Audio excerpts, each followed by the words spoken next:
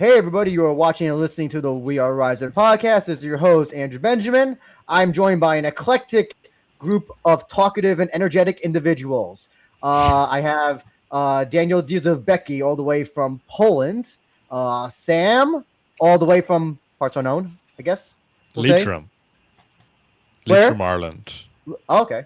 And Jay Wolf all the way from San Diego. LA, San Diego, Southern California, it works. Okay, Southern Cali. We're all basking in this heat wave, but we're cooling down with some Rizin talk. Rizin. Oh God, don't say it's Rizin.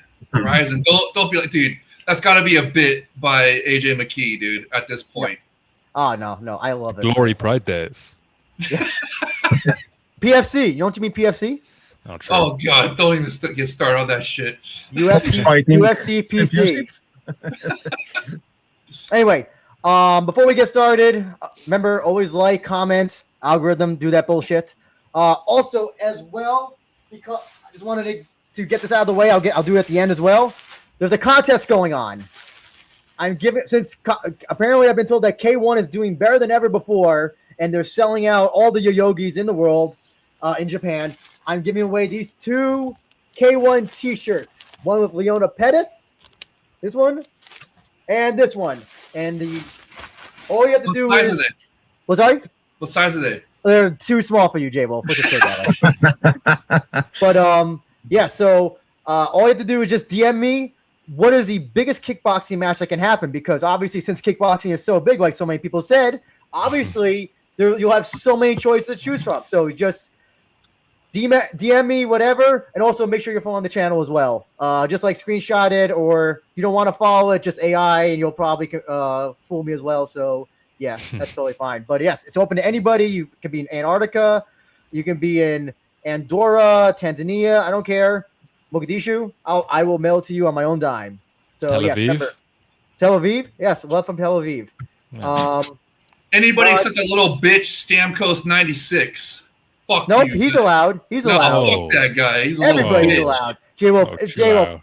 Contests are for everybody. Comments, bro, talking shit about projecting shit about me, dude. Fuck that guy. Contests are open to everybody. Even if Stamkos 96, you're a bitch. Fuck. Oh, chill out, man. Come on. Let's be nice here. Let's be nice, okay? No, just quit projecting every single one of your posts, bro. Nobody listens to you. I'm still here. I'm gonna be here. Fuck you. Stop projecting. Sam, T-San said he couldn't hear where you're from. Oh, it's a little place called Leitrim in Ireland. Is that Northern Ireland or Southern Ireland? UK or no? The Republic of Ireland. The real Ireland. So Southern Ireland. Northern Ireland. Northern Ireland. I don't know how's it count over there. On Ireland. J-Wolf. So who's the current king of Ireland? Me. McGregor? Yeah, I mean. Okay, never mind. Chris Cushman's here. Thank you so much, Chris, for joining. Appreciate it. But yes, we got an eclectic, energetic group of people who are going to talk about how Rizin's mid-year 2026 is going so far. And hopefully we can dissect all the good stuff, all the neutral stuff, some of the bad stuff, and just all the stuff in general. So let's just talk about 2026 in general so far. J-Wolf, I'll start with you. How has Rizin been for you? Since their first show, Rizin 52, till their most recent show, Hiroshima? Dude, this year has been an absolute banger. I've loved it. You know, the theme of this year, Kakibara-san, CEO of Rizin, has been, he calls it World War, but I don't want to call it that. I want to call it Japan versus the world, because he's bringing in a lot more international fighters. As we've seen recently, the big news, they've done collaboration now with PFL and hopefully ACA as well. I mean, this is really an exciting year. Best year since before the scamdemic started. Gotcha. And I also love how they're doing an event every single month. I absolutely love it, dude. This has been an absolute wonderful year. Probably one of the best years, especially for the post-pandemic Rizin. Daniel, I see you're live from the Tokyo Dome, or is that the? No, it's Osaka Dome. Oh, Osaka Dome. Okay, it was a dome. Yeah, I just guess it was Tokyo I'm Dome. just inspecting how's the venue before the September's Rising show, but about 2026 in Rising, I think that Jay is right. It's really great. It's been really great so far. The first show 53 or 54. I've just lost 52 in numbers. 52, sorry. It was one of the best shows in the history of the company, but the rest of the shows were at least really good. No stinkers so far. I hope that we won't see it until the end of the year. And a lot of great fights, lots of interesting matchups, new faces, especially from Europe, what is really interesting, and also from Asia, not the Eastern Asia, but also from countries like Kyrgyzstan, Kazakhstan, new guys from Rajab Ali Shaidwaev's gym. So yeah, it's been really great, and I'm really looking forward what we will see in the following months. Mr. Samarunt, your thoughts? Yes. I mean, I think it's been one of Rizin's strongest starts to a year for quite a while. I mean, I don't think there's been a show that's missed yet. I think every show has been at least a 7 out of 10. I think there's been some real high highs with the first event of the year, Akimoto versus Mix. I mean, I think that the monthly event schedule has paid off because there's more to analyze in comparative to like recent years, whereas 2025 there wasn't as much events held this far in the year. I think that they're signing a lot of good talent overseas. I wish they'd sign some more because I think there definitely is talent out there to be signed. As for Japanese fighters, I think there's some coming up. A lot of them are losing, but hopefully they start winning soon too. I think you guys made I think we're all in agreement. It's been a strong year for Rizin. Any fights, Jay Wolf, that stood out for you this year? Well, more so finishes. I mean, you guys can go through the fights you like, but I mean, they're pretty much all bangers. The ones I like are ones superior rules set action in them. But I mean, the ones with the finishes, I mean, for me, the Rizin Prince Akimoto Patchy Mix fight, that was the pinnacle so far. Uh-oh, did we lose Drew? No, we lost them. Oh, shoot. Ooh. Okay, well, let's just Jay keep Wolf going acting while he host. comes back on the show. Hopefully. Okay, so I'm talking about Patchy Mix. Here he is. Sorry about that. I clicked. I don't know what the fuck I clicked. I clicked the wrong thing. Sorry, go ahead, Jay Wolf. Okay. Yeah, no, my favorite fight and finish so far is Rizin Prince Akimoto versus Patchy Mix. Absolute sensational finish. Superior rule set finish. Just massive upset. I mean, for everything, dude. Like, even in the Rizin Discord server with the fantasy league, you spent you broke the bank to get Patchy Mix on your squad, and I have one more chance. I have one more chance this year. Yeah, but I mean, no, everybody. Is it fair for me if I pick Sato and then am I allowed? Can I pick Sato on my official predictions and still reap the benefits if Patchy somehow wins? Or You kind of counter yourself. You get the points from Exactly, yeah. Sato, but then Hedge your bets. the negativity from Mix. yeah, No, but that go ahead. fight was. Oh, but no, it's all right. That fight was just sensational, bro. What a win for Rizin Prince Akimoto, and just man, that one really stood out for me. And then, of course, a couple other ones that were huge were, I think personally, when Nazimov, when he won the title, and then Luis Killer Gustavo when he defeated Nazimov, that was a massive moment as well. And then for submissions, I mean, what has been better than Ryan King Cafaro's Dragon Twister or Dragon Submission, whatever that was? Was that Sleeper. Dragon Sleeper? Thank you. Yes, that was absolutely sensational, and what a debut for an international fighter, American fighter. And then trying to think of other fantastic moments. I guess, if a fight that went the distance, how about Shinryu versus Suzy Kubo or Oji Kubo when Suzy Kubo got dethroned? That was a fantastic fight. And then how about you guys aren't gonna like it, but Danny the Italian Gangster. Yes, your favorite, Samarut. Danny, One Punch Man, King K1 striking One Punch Man Sabatello, winning the title and defending the title in sort of sensational One Punch Man knockout. How great was that? So I mean, there's so many moments to choose from. So I'm curious what you guys what you guys think some of the suggestions could be. I'll go with you, Daniel. I will tell you this. I have some list of fighters that been thriving this year in Rizin, and I think that Danny, he fucking sucks. Sabatello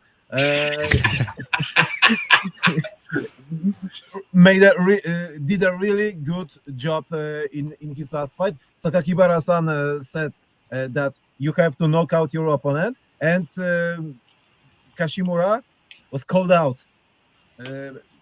Sabatello promised, and he did it. So I'm really impressed by his last performance. Definitely Kiyoma Akimoto, who beat the shit up Patchy Mix in a great style, in a really real Japanese style, because there was full of soccer kicks in this bout.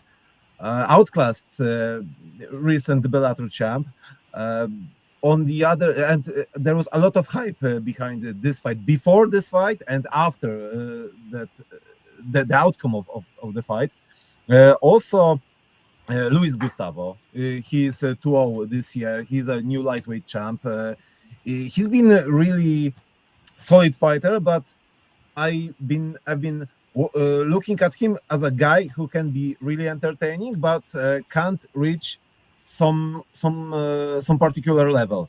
He can't beat the higher placed opposition. And this year is really, I would say, special for him. Also, Saori Oshima, she's kind of silent, but she's also 2-0 this year, and I think she's a title fight bound. But on the other hand, we have this virtual Grand Prix that isn't Grand Prix, but maybe it's on the conditions of the Grand Prix in super atom weight. Makoto Shinryu, also a new champ with 2-0 in 26. Hinotori, guy from almost nowhere, and he made an impact this year, especially in his last fight when he took a last minute offer, and he won his fight in really great style as well. And his walkouts are great too, one of the best in the promotion right now. Also, Ryo Takagi, also 2 finishes in 2 fights. Tony Laramie, I think he's really close to the title fight right now. Also, the fighters with 1-0, like Ryan Cafaro, as you said about him, his very flashy debut, and Natasha Kozyutina, a great judo fighter from Russia. She really looked impressive against Ayaka Hamasaki. So yeah, there are a lot of fighters that you have to keep eye on. And as I said before, I'm really looking forward to what we will see next in the next months. By the way, T-Son says, Daniel at the Otakuton expect a long line to buy goods. I recommend to go early. Get what you want sooner. He went to Otoko Matsuri. He reached 9:30 a.m. and prelims start at 11:30. But I saw a long line. Yes, I can. I was at 42. Sorry, I always forget it. I always forget the number. 42. I was at 42 and 11, and yeah, the lines are long. The lines are long for merchandise. That's why we will try to be as as early as possible, just before the gates opening. Yeah. Because I think that it can be long. I've been and buying goods at New Year's Eve in 2019, Rizin 20. It wasn't that long, but I think it can be this time. So yeah, we will see about 4-letter words. Oh yes, I've been Jesus says you're using many 4-letter words. Daniel seems to be because of you, J Wolf. yeah, no, I've been cosplaying Danny Sabatello. By the way, CST is here. Yeah. Fellow Irish Irish Sports Today News. folks. Go follow And, them. One of the best sites on the online. Hamza Mir also as well. Been here. Been following for I don't know how long you've been following, man. But I feel like if you've been here since pre-pandemic, but appreciate it for tuning in. And thank you for the recommendation for the patches, by the way. Appreciate that as well. Sam, what about anything, moments, fights, or anything that stood out for you in 2026 Rizin so far? Knockouts, fights. Well, Yeah. what am I listing here? Fights of the year? Oh Jesus! Well, let's do fights. standout Let's just do moments? just Let's do fights. Yeah. Best fights of the year, I'd say maybe Seiya Amiyama versus Joe Hiramoto. That was nuts up until the finish. That was a really good fight, strong fight. On the same event, Kafaro and Kiyomi Matsushima, really, really high level fight. It wasn't as action packed and how do I say it, like chaotic as some great fights, but I felt the skill on display was really, really entertaining.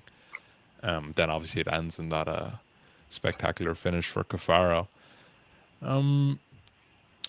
Hinatori's recent fight, really good fight versus Jae-Hun Lee. While it got a bit sloppy after the first, the cardio issues of a short notice fight.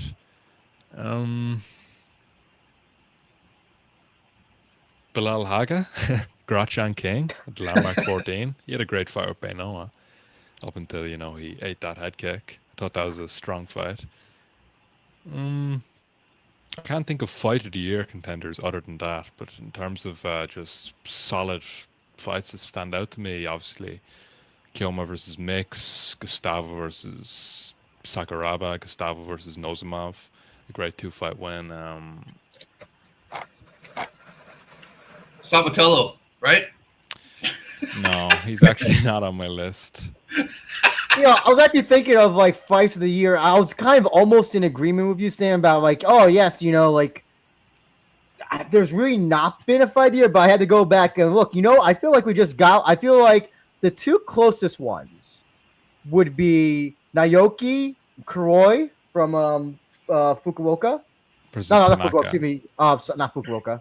No, wait, it was Fukuoka. Wait, no. Sendai. Yeah, Sendai. Yeah. And Suzuki, Hiroki Suzuki, and Miyagawa. Yeah. Comeback. That was actually a really good comeback. Oh, yeah. And Naoki's fight also just had everything.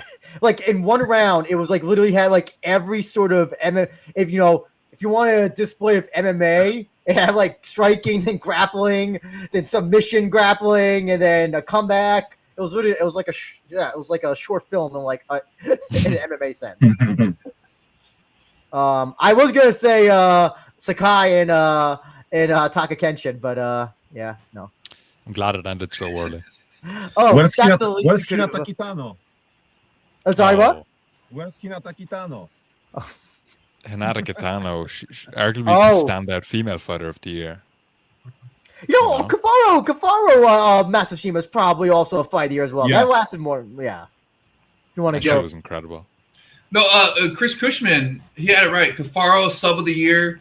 Akimoto, KO of the year so far. I think that's 100% right. What And then about I Mick Sweeney? Or, What- which sorry, one? Sweeney Sato.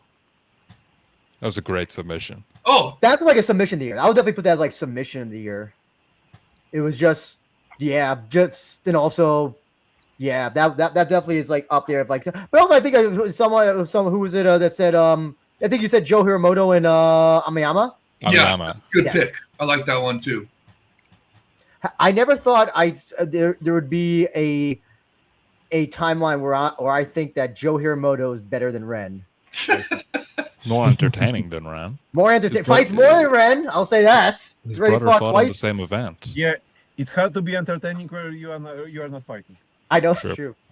I like Drew's pick of Monster Suzuki because that had a ground and knees finish, TKO finish at the end of it, right? And it's kind of a comeback. So I think that was a good pick, Drew. Let's get into some numbers. Want to thank Jeff Spell correctly from the Discord, who it's the only time he comes in, he drops attendances and then he vamonoses. But if you're listening to Jeff, let's answer Chris Cushman. Who do you think? I didn't even see. Sorry, I just saw. Who do you think had the best debut this year? I was going to kind of get into that a little bit later, but we can get to what we talk about now. J Wolf, debut. So they could never have fought in Rizin ever. Ryan Cafaro. Okay. Dan? Cafaro. In my opinion, too. Sam? It should be Cafaro. Cafaro is going to be my number one, but honorable mention, I'll go Hinatori versus Honda. I really like that fight because he had the walkout, he had the knockout, he had everything really. Yeah, good pick. Good pick. Yes, CST News knows what's up. Absolutely would have been KO of the year. I'm going to say Benjamin because he's my cousin. What? Didn't he lose? I'll probably. Sorry, what, Sam? Didn't he lose? Yeah. Well, no, he should not lose that fight.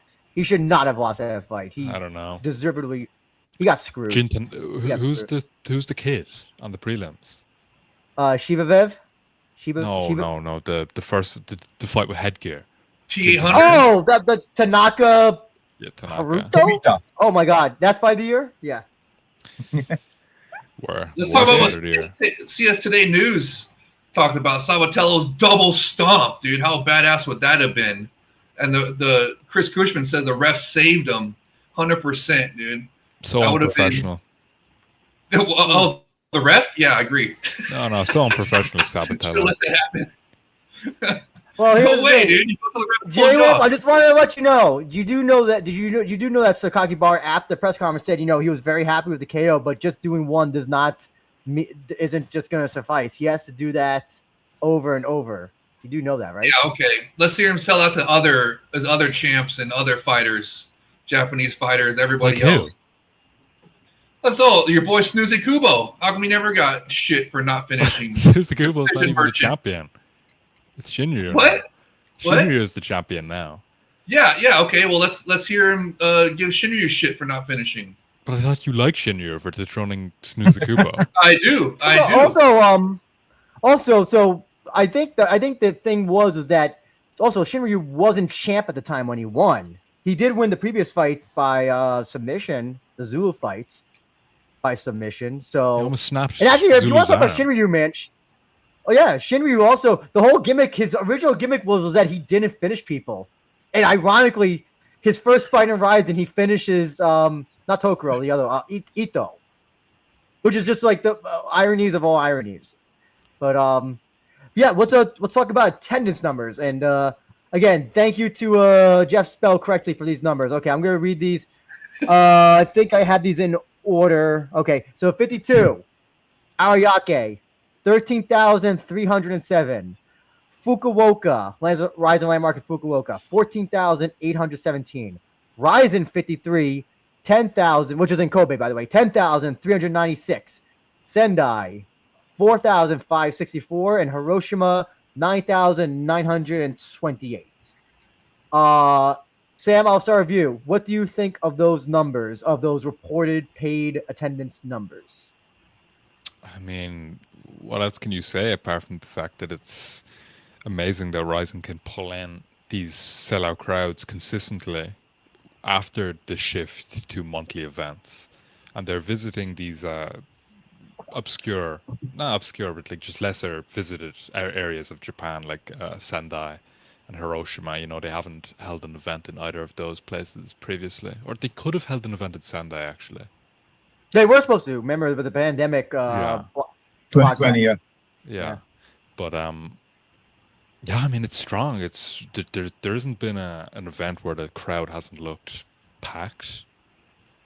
it's great for Japanese MMA that these numbers are continuing to rise and continuing to not hinge on one fighter, you know, because like the Asakura problem where it's like if Asakura isn't on the card, it isn't going to sell out. If Asakura isn't on the card, they're not going to reach those heights. If Asakura was on the card, I think it's good that they're getting these numbers without a major star. J Wolf? Yeah, I mean, dude, the attendance numbers are fantastic. I mean, is there not a single one has been below 10,000, right? Or I guess Hiroshima was like. No, But yeah. Sendai was. Oh, Sendai was too? Yeah. Well, still, I mean, they're sensational numbers. Oh, you know what? I want to know what the pay-per-view numbers are. So, I mean, have you guys been looking at the counters for Verizon TV? They don't have them anymore. I don't think they have the counter anymore. They do. Unless I'm They have not them on seeing Verizon it. TV. Oh, they Yeah. do. I haven't noticed it. I haven't noticed. Yeah, you I gotta. watch it, maybe like, because I watch on my phone. That's why I can't see it. Sorry. Go ahead. Joe. oh, just don't don't when it not maximize. You can check the counter like when you move the mouse over. Oh, so that's because I do the not the split screen, but like the screen where I have the thing, and I'll just like, okay. Window Yeah. and window. Window.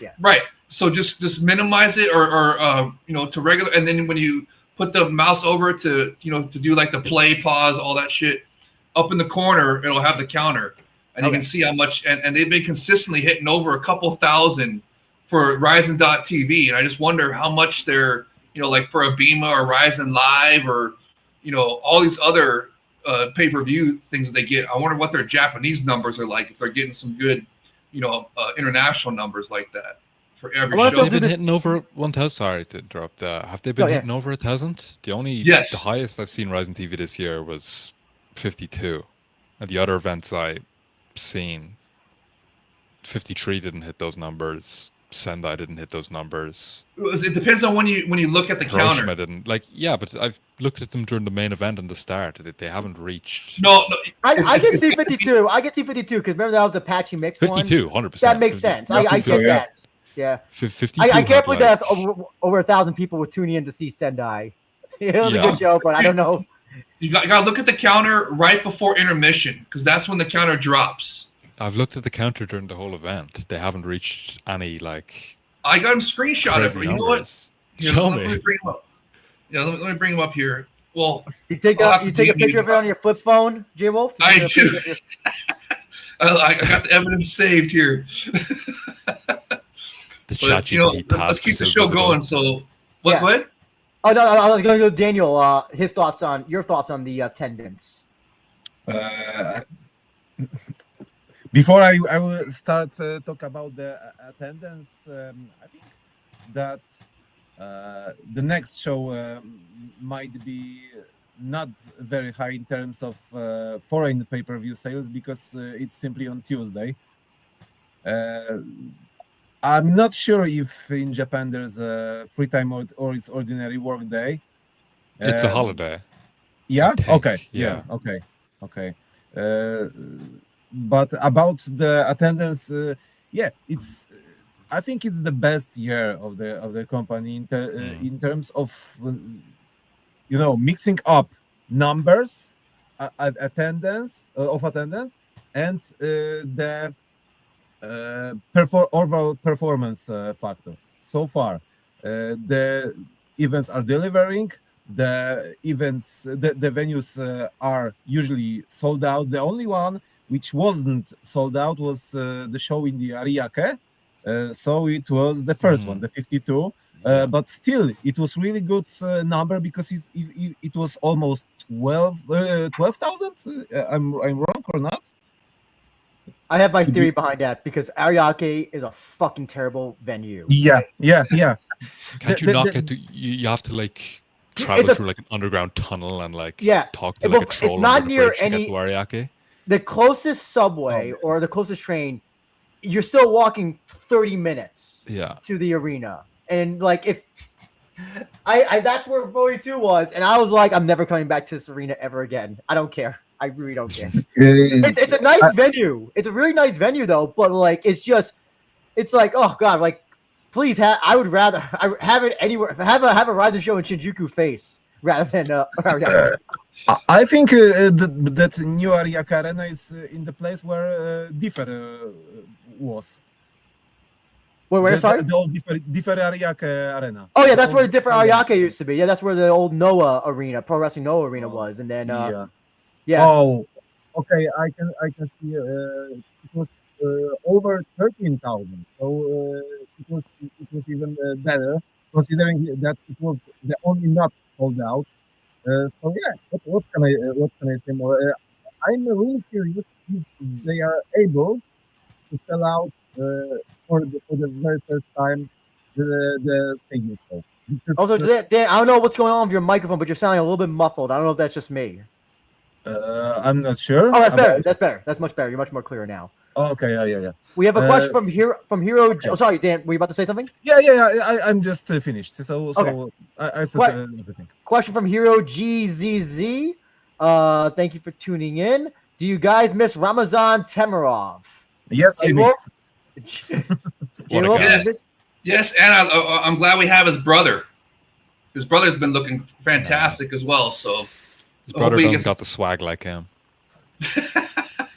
Yeah, he's not on that Russian gas like him. He's definitely on the Russian Yeah, gas like him. yeah. I think Ramazan Tamirov needs to be caught on the PEDs test couple more times, and maybe then he will be released.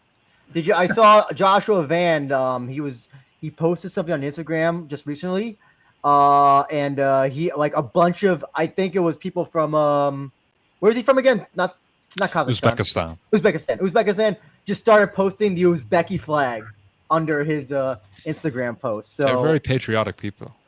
oh well, listen, they'll come out, man. Listen, I'll give people from the stands credit. You know, Turkmenistan or Kazakhstan, Uzbekistan, Kyrgyzstan. Kazakhstan.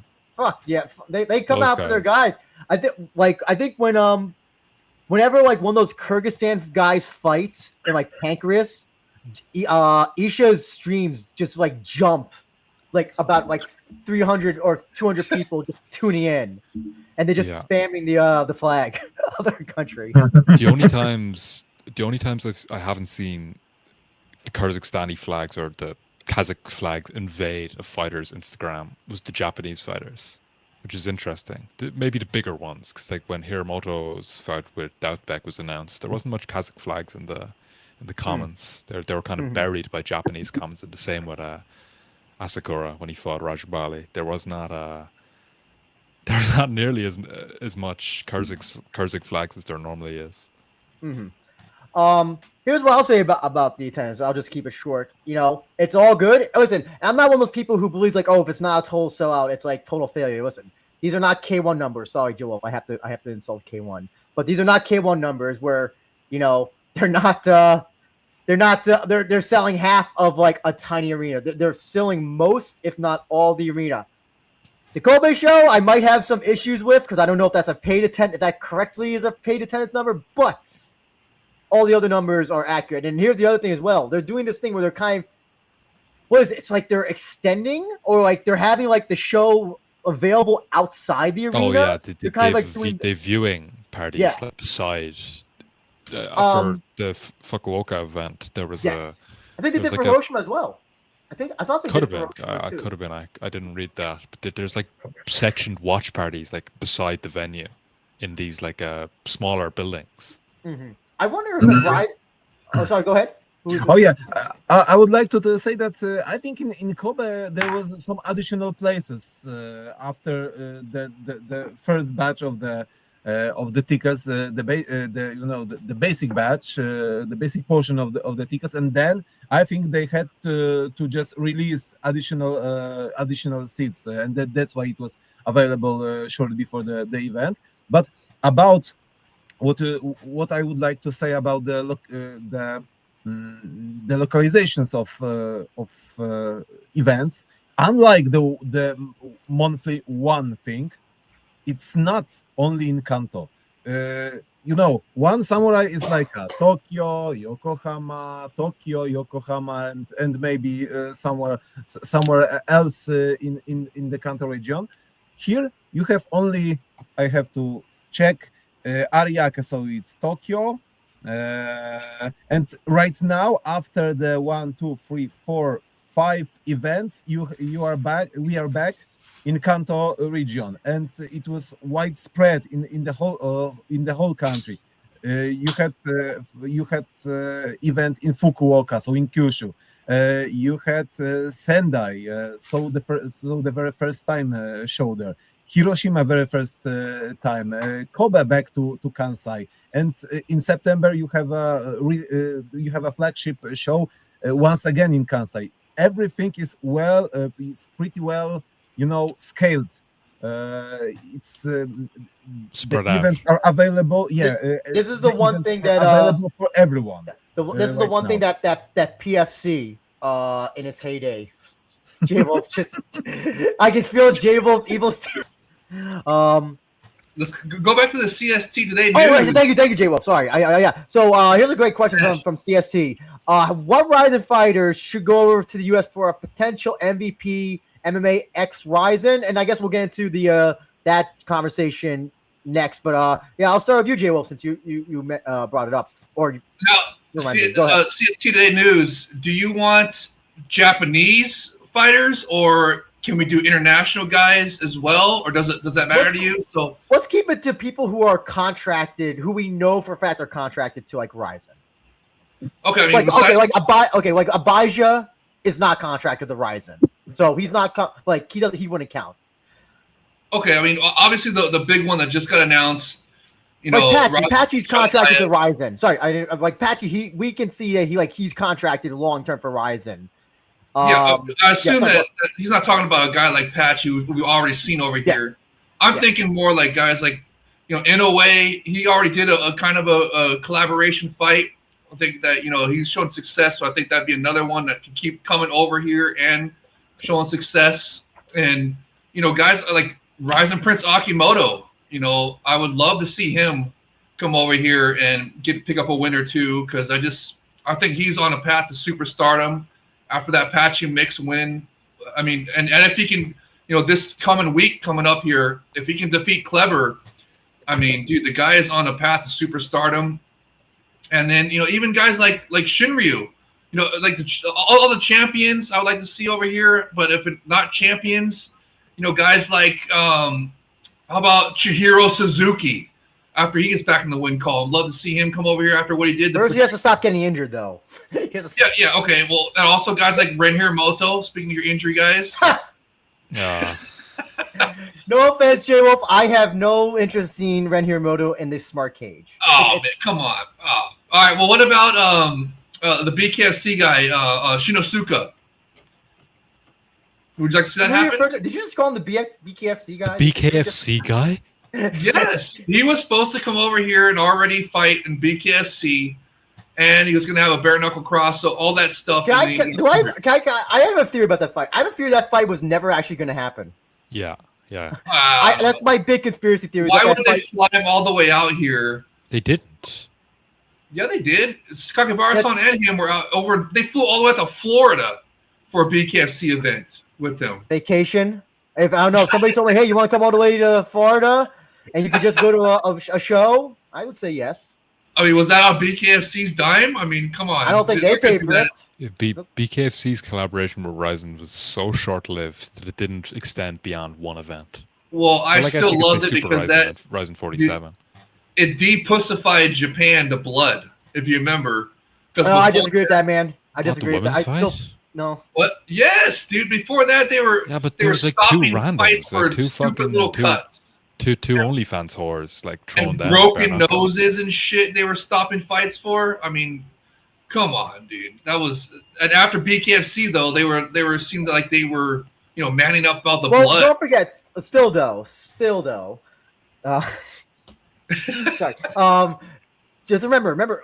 So Chris Cushman brings up something interesting. Dawson's bare knuckle was a one-off though. So yeah, that was a fight with Soya. But remember, after that fight, he seemed it looked like BKSC wanted nothing to do with Rizin anymore for whatever reason. Because Dotson, I think he gave an interview. I'm trying to remember who it was, but he basically just said that that BKSC has ghosted him at this point.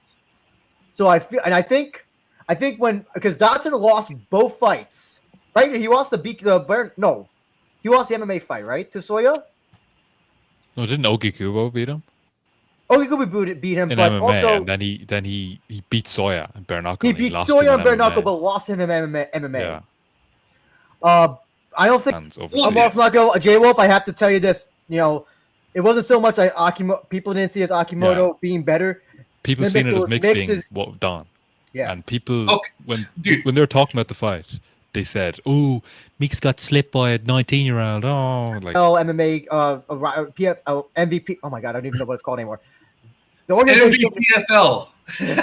MVPFL, MMA X Riser show. Is that something that's more up your alley than like show? no, I guess? like I like versus, but I'd rather it's a full versus show, not Ryzen sending over some guy to fight on the MVPFL card and it just never amounts to anything. I think there needs to be proper collaboration if you're going to do that, and it has to not be some like TV deal obligation, like in a way over in PFL with the UNEX thing, or like Ota and Bellator. Like I don't even know what that did. Didn't do for anything for anyone in Bellator, anyone in the West. Didn't do anything for anyone in Japan. It was good for Ota to get to beat a foreign guy and fight overseas, but I just don't think the collaboration is meaningful enough.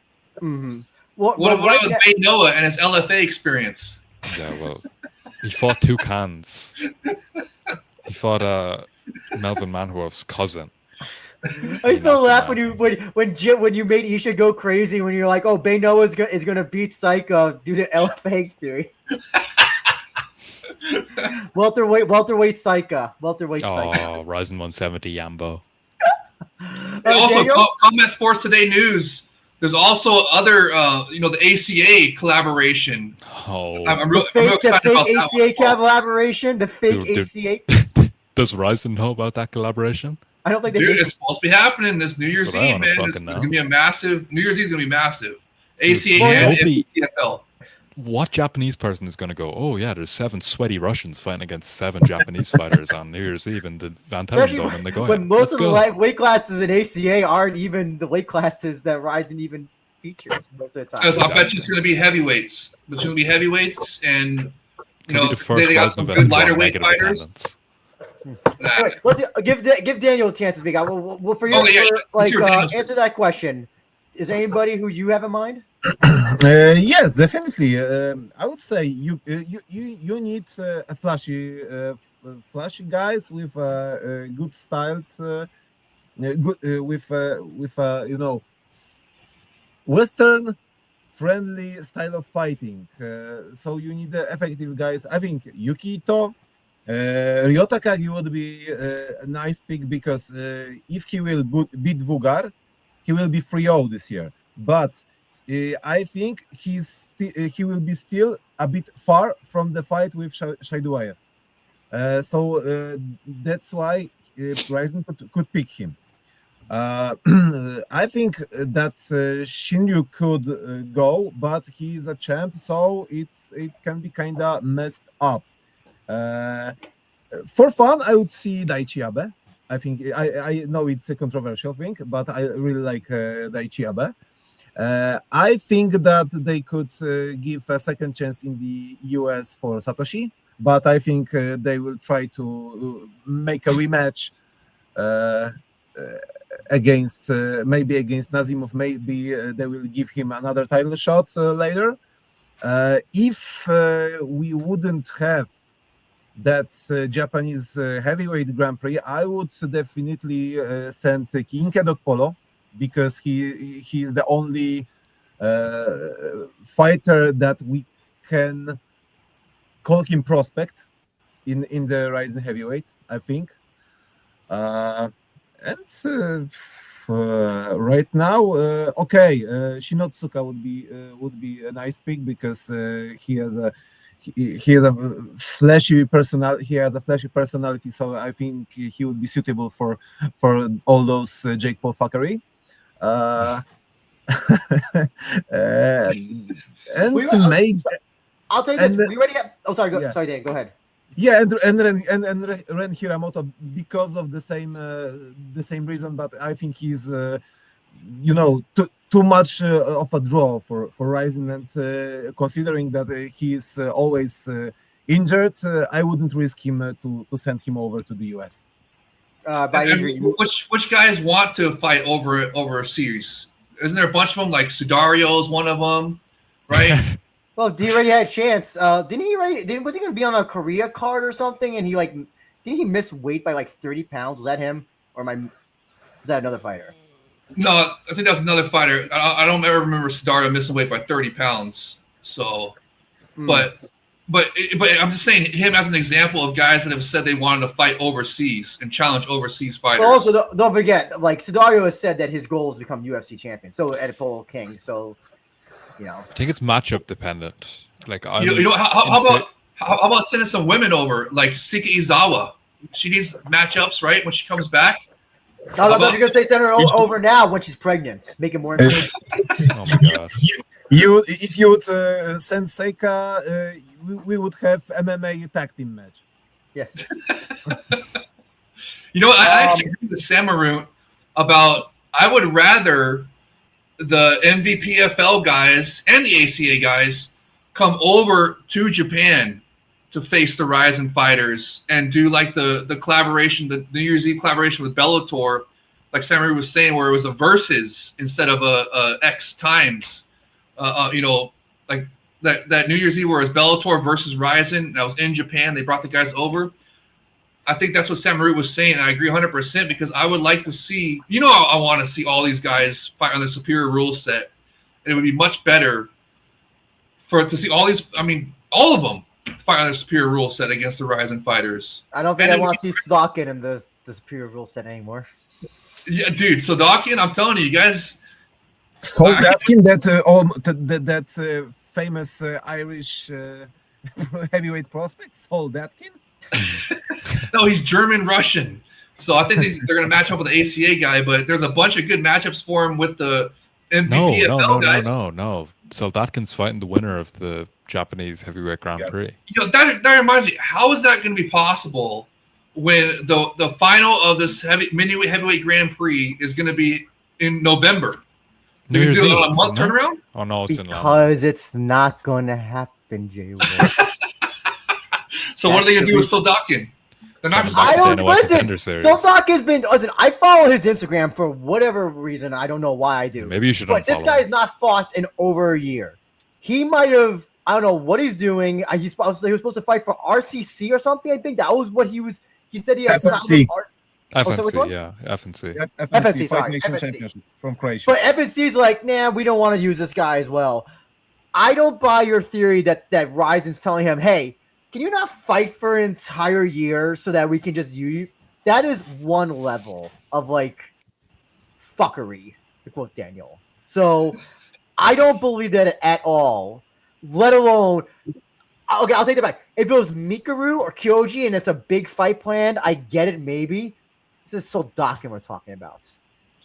What if they're still exactly? Thank you, Sam. What if they're bringing back Ryan Bader? No. Well, no, I'm not serious. Well, I am serious because who's he going to fight on New Year's Eve? They can't be the winner of the heavyweight Grand Prix. He's not getting the invite. He's not going to get. How are they not going to invite their current heavyweight Grand Prix champion? Come on, Gullible is on the ceiling, J-Wolf. What? Gullible is on the ceiling. Well, it doesn't make sense. They're going to give him another fight, you guys. He's a heavyweight Grand Prix champion. They're not. Why? This is an important question from Hamza. When will John Martin come on the pod? Maybe sooner rather than later. Well, let's get. Actually, I want to get into that. I think that's kind of an interesting topic. Sorry, Daniel, we're about to say something. I would say the one interesting pickup for the Rizin for a fighter to send to the US would be Jorge, and with his storyline, he would be crazy popular. Imagine them trying to talk about it on commentary. They're just trying to give backstory. Yeah, Mauro Ranello doing like "gay for pay" when he gets the finish. I'm trying to think of a Maroism now. I'm trying to think of Maroism for gay porn and knockout or something. Submitted him faster than I don't know. Pillow Oh, he blew him over. He blew him. He blew him off his feet. Out of the water. Like remember? I don't know if any of you remember. It was like a ladder match with the Hardys and Edge and Christian and they're like JR screamed like JR jerking Edge off the ladder. Anyway, MVP PFL that happened this week. So an interesting development. I don't know if anybody watched the incredible show from New York. Do we get Jake Paul coming into a Rizin ring one day and saying to Ogikubo, "Hey, you know what? Come to MVP, and I'll give you a car if you get a finish your next fight for your first fight MVP or something." Do we get that? I think we get Jake Paul in the Rizin octagon facing off with Koki Okada, and they're figuring something out together. What's the actual weight of Jake Paul? 180s, 190s. Oh no, he's like 200. He looks like about 200. He's definitely because remember someone was joking in the chat or maybe was it Ike? Yeah, no, it was Jeff spelled correct. He said Mick Rivers Jake at 170 should be something Rizin try target. I don't think Jake could never make 170. What was the weight of the Mike Perry fight? I swear it was under 200. How long ago was that though? That was like about 3 years ago though, right? Yeah, I don't know. I think we get. The thing is that like Logan Paul, I think Logan Paul is like the much thinner, slimmer one. So we just have also Jake has Logan Paul was the bigger one. He's in the WWF WWE right now.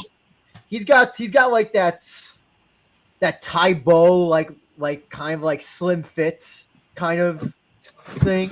Jake is kind of like built muscularly. But Jake is smaller. Jake is not in the WWE, right? Jake is shorter, but he's fatter. Like he packs more mass. Oh, okay. Hamazier said it was at 200. So, I mean, 205 would make sense, right? What was the fight with Deji at?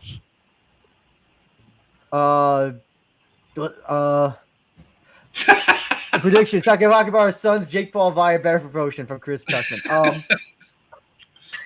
But actually, that's a serious. Going back to the topic, Dej, I don't remember that one. Oh God, was that was the first one, right? It was the first one with headgear. That had to be like some weird, maybe catch weight thing. Yeah. But anyway, so Sam, do you think the MVP PFL has any effect on Rizin, positively, negatively, or is it just not going to do anything? Neutral, I feel. I mean, I think it's more of a West thing, right? Like I think it's going to affect MMA in the West, overseas more than anything. If they want to collab with Rizin, I feel like that door is definitely open, but I don't think it'll be too different from the PFL, like the current collaboration in September. Like I don't think it will be crazy hard to pull that off again. But I don't think it affects anything in Japan. I don't think MVP will look to move into Japan. J Wolf. Yes. I'm going to regret asking you this, but go ahead. No, I think it's huge. Huge for the sport, huge for Rizin, huge for Japan, huge for PFL, huge for MVPFL, I should say. I mean, it's going to be. I mean, you already saw it went viral like at 3 a.m, dude, and it's just it's going to be awesome. I'm not talking about the Shadow Eye thing. We're not talking about that. We're talking about the PFL MVP. Will that have any effect on Rizin? You think? Yes, because look, it's going to be Japanese Rizin fighters versus PFL guys. They're going to get, if they can beat the PFL guys, they'll get prestige from your favorite Fight Matrix rankings, all that good stuff. And also, here's a huge thing that I wanted to bring up about the MVPFL and Rizin collaboration. MVPFL is still on ESPN as of now, and MVP has a deal with Netflix. So is MVPFL going to be on Netflix? Are they going to renew with ESPN? And more importantly, for these collaboration shows, remember the Bellator versus Rizin event? That was also shown on Bellator's distribution at the time. That was Showtime, right? So is this what? On delay. I didn't catch. Remember it was on delay? Oh, okay, yeah. It was tape delayed, but still, it was shown on Showtime. Now, is this one, the MVPFL versus Rizin event, is that going to be shown on ESPN? Or is it going to be shown on Netflix in the future? No. I mean, how do you know? We don't know that yet. Because John Martin said it. Yeah, did he? did. Yeah. John Martin said the PFL won't have any they don't currently have broadcasting plans for the collaboration event in September, and they let Rizin handle that. And MVP, or I guess PFL, won't undergo a rebranding until the new year, which will be after the fact. Yeah, after the current deal is up. So No, if after they the don't, collaboration with Rizin, like it won't be a MVP. Like MVP are not becoming PFL, and PFL are not becoming MVP until 2027. So that like the broadcasting thing won't affect Super Rizin 5 in September. what about New 2026. Year's Eve? What if they do a repeat of Bellator versus Rizin on New Year's Eve? Do you think that could possibly be on ESPN or Netflix? Not on Netflix. No way in hell. Maybe. Why would you want to be on ESPN. ESPN, J Wolf? Though, like ESPN has done nothing for PFL. Yeah, ESPN have neglected PFL. It's Dude, ESPN and also the other thing don't is, post the highlights. They don't cover the sport with their journalists. I think Brett Okamoto, the last thing he did. I know they're PFL. UFC media. I get that they're UFC media, but just the fact of having Rizin, the superior rule set on ESPN, I think would be massive. And what if they, what if the sports shows talked about it the next day or something? I mean, what if they showed highlights of it? What if they showed ESPN stop here on the S will Rio Sports Center Takagi top be on 10? Regis and Kelly, or whatever it's called now, or The View? Yeah, but dude, what if? I'm just saying, what if that, and what if they do go on Netflix or something, simulcast They or won't. whatever? We don't know that though. We don't But know that's that. an unrealistic expectation. If something was to happen on Netflix, it's a major deal in the West. If something big would have to happen in America for them to get on Netflix, Rizin just isn't appealing to anyone on Netflix. Well, look, Netflix has aired smaller MVP boxing shows that are not. Yeah, but it happened in America. Okay, I mean, it doesn't. To me, that doesn't matter. It's like they'll air them in the middle of the night and have it on replay available on Netflix if it happens. So I mean, I just don't see how that could be just because it's on late at night. Yeah, but that's not what I'm saying. I'm saying that just the attention that Rizin receives in Japan obviously isn't reciprocated in the West. Yeah, I'm gonna get to. I might have an interest. There might be it could be something that I have an idea about. But Daniel, as somebody who does work in commentary field or all that stuff, have you heard of anything about? Have they? I don't know. Have you heard anything about PFL MVP going forward about like that and all that stuff? In the statement, the official statement, we can read that they are still honoring the current broadcasting partners. So I'm not sure how the whole Netflix thing will impact on the next year's broadcasting plans of MVPFL. So I can't. I'm not sure 100% that all things will be in Netflix. I'm not sure about this. From my perspective, I don't know what to expect because I'm doing my commentary work of PFL at the kind of small cable combat sports orientated TV station. And if it will be on Netflix, I don't know if they will try to find some localized commentary. I can tell you this, that by the occasion of the first MVP MMA card this year, I've started to ask some inside people if they need some people to do localized commentary, because there was, for example, some big boxing thing on the Netflix month before or 2 months before the MVP MMA. I don't remember what it was, and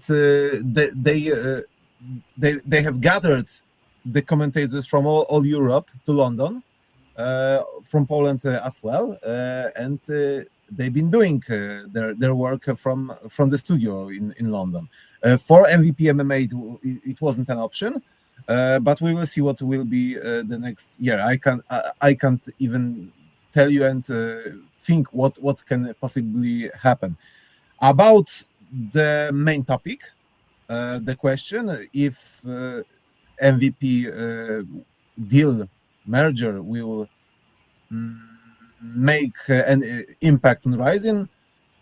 I don't think it will be that neutral because for MVP it opens the new market. Sakakibara, on the other hand, said they will do the foreign show not this year but in the by the end of the fiscal year. So we have I don't know, half of a year to end the fiscal year. They will hold the event abroad. So maybe this is the path will be a bit easier for both sides to exchange by the markets. And at the end, I would like to say that in the background there's a Scott Coker who can be a potential competition with MVP MMA. And we could hear that there's a big investments for the new Scott Coker's fighting company. We know that Scott Coker right now is in Japan and he's doing his things. So yeah, a lot of things are a bit uncertain. Some things are really promising, but I'm really curious how it will work out in the 2027. I'm seeing a bunch of things in the chat, but I want to get to Tisan. Tisan says, Sakakibara Rizin really want to increase foreign fans, so now's the time to say a lot of opinions to Rizin. They might listen to you more than before. Oh, be careful what you wish for, if that's true. Be careful what you wish for. Just ignore everything J-Wolf says, and should be fine. No, listen to me. Ignore everybody else. And Tisan also says this year New Year's Eve seems to be Rizin X PFL X ACA. Yes. Is this ACA thing is even real, or it's just a fucking rumor? Like, I don't know. I think it's bullshit, personally. The ACA president guy was talking about it like it was real. I mean, so. Oh, I mean, it's not like, ACA, I trust ACA. They're a very 100% honest promotion business. Isn't ACA funded by a warlord? So, well, whatever. I want to see their fighters fight on a superior rule set against Rizin fighters. I think it'd be awesome. Well, who are your favorite ACA fighters, J-Wolf? What? Who are your favorite ACA fighters? Can you name? Oh, I have to look them up. I don't know them off the top of my head. Muhammad Makayev? Yeah, who's your favorite I don't ACA even know if he fighter? fights for him. No, I don't even know if he fights for ACA. Sam, You just said Muhammad Makayev. name an ACA fighter right now. Off the top of your head, name an ACA fighter. ACA fighter?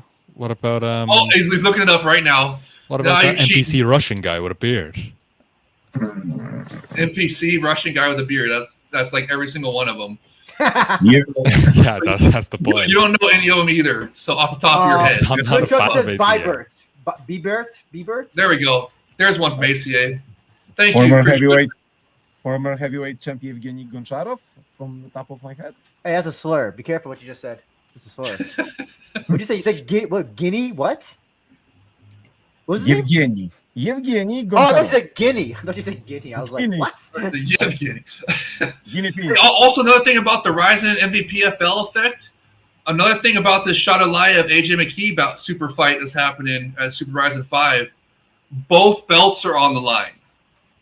So that was a big tell for me why it seems like Rizin was like there's gonna be like little to no effect, because why would you announce such a big title crossover and then suddenly next week, oh yeah, we're the company is gonna be a different company.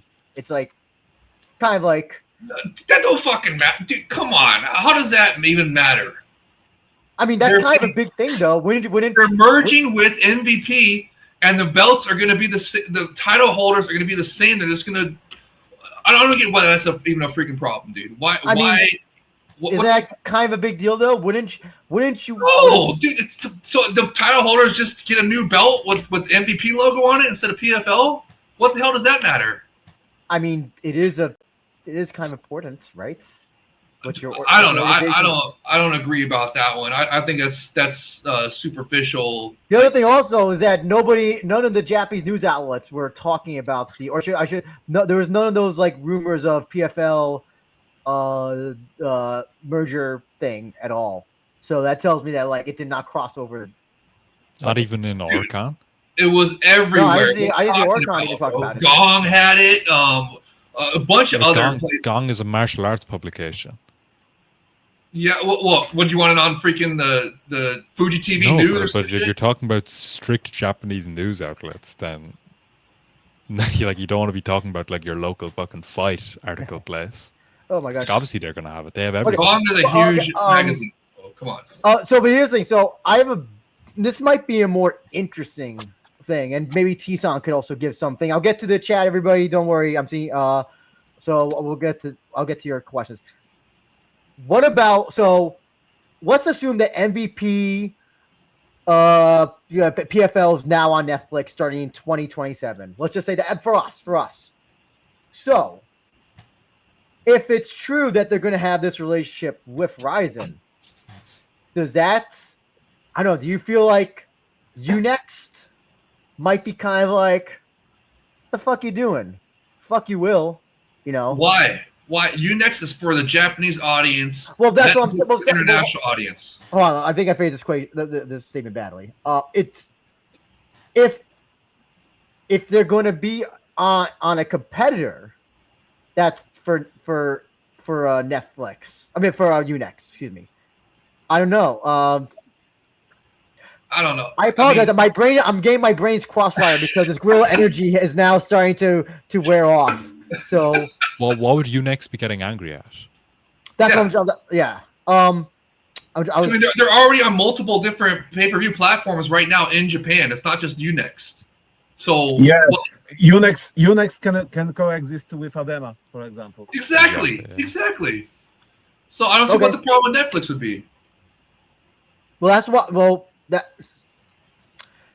Let's move on before I embarrass myself even more because my brain is. No, this is the best topic. I love it. The MVP-PFL effect. It's badass. No. I mean, we're still on off topic, but my brain, the question sounded better in my head than speaking. Let me just get to do some chat stuff, and then I'll have to edit this out so I don't look like a fool. Hamza Mir says he talked with Eddie Alvarez at the BKFC card in Philly. He said there will be another MMA promotion in Florida based backed by heavy investors. It'll start by next year or in 2028. Is it called Global Fight League? I'm about to say that sounds like the GFL. Finally starting in 2028. Wolf FC. Oh, Sam, that's hopefully going to be in Oklahoma, brother. Okay. So DeCaro Man, do you think Coker's new promotion, MVP MMA, will both collab with Rizin? Yes. Yes, 100%. I believe that will happen 100%. Hopefully ACL will be in there as well.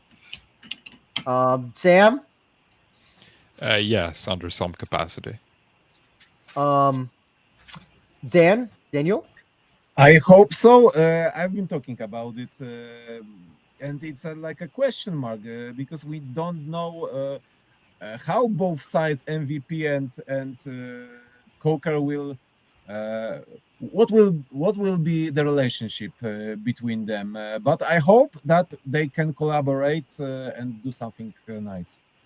You know what? I bet you if they do, they won't have the Coker title on the line at the same time as the Rizin title, like they're doing with the MVPFL title and the Rizin title. The Coker Force title? Jesus is saying many four-letter words over the place. Pandemic by J-Wolf. Four-letter words, pandemic. Pandemic, yes. Scamdemic, you guys. Come on. That was the fakest scamdemic ever. Plandemic. That's a good question. Is Netflix big in Japan? I know they were mad when baseball was on Netflix in Japan. Charlie Jewett is on the chat, so he can. Talk I would say Netflix is pretty. Netflix is probably the biggest, or of the major streaming services that's like not Japanese. I would say. I mean, Tubi's not available in Japan, so obviously that would be number one if it was available. But no. CJ just has the answer right there. Just geo-block Netflix in Japan. Yeah. Oh, and he answers it right here. It's Popdoor. It is. They also have some good stuff on there that you can't find here as well. So J Wolf, yes. What is how do you foresee this?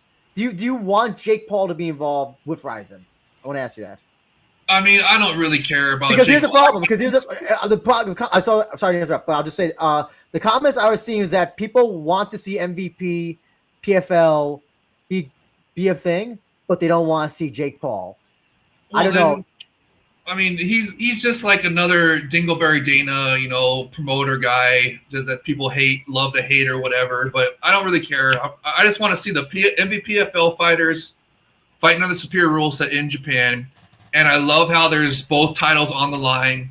And I love how that was an enticing factor to re-sign Shadalayev, who was about to be poached by the UFC at the end of the year. And because of this MVPFL collaboration, he re-signed with Rizin for some more fights before going to. Well, in fairness, we don't know how many more fights. It could it still is more fights, and directly because of the MVPFL collaboration, because he's looking forward to see if he can beat AJ McKee. Then they're going to have him face the PFL number 1 contender guy, which is Kizriev, right? And he was talking about how he liked it. What? I don't think Kizriev has ever coming back. Kizriev said his bullet holes, man. He's smoke coming out of him. Okay, well, he's been gone 2 years, man. Anyways, put all the stock in his brother, who you thought was Kizriev. Oh my god. Kizriev is back. No, it's his younger brother. Look, listen. The MVPFL, if you're asking about what the MVPFL effect is, this is one of the things about him. That was direct. Shadalayev himself said that was a direct reason why he re-signed with Rizin for a couple more fights instead of getting poached by the UFC. Did he say that? Did he actually say that? No. Sakaki Bar said that during the negotiations with PFL and Rajabali to take this fight, they had to extend his contract so he could fulfill his obligations with, at the time, PFL, if he would have became champion. And Rajabali's also said that he wanted to do this. Where? To face these challenges from the MVPFL and stuff. And that was part of his reason for re-signing. Yeah, but where did he say that? Oh, dude, you know what? Here. Is it on the Rizin.tv Twitter? I don't got time to look it up right now. I'll sorry to interrupt you, but T-Son says something. Here's what I was trying to get at, and I think this answers my question, so I don't have to ever ask it again. I can edit it out. Just kidding, no. But he said that Unext can be a Japanese company, so easier for Rizin to deal with, and Rizin can ask a lot about other things together. But Netflix is a foreign company, so Rizin cannot ask a lot of things to negotiate.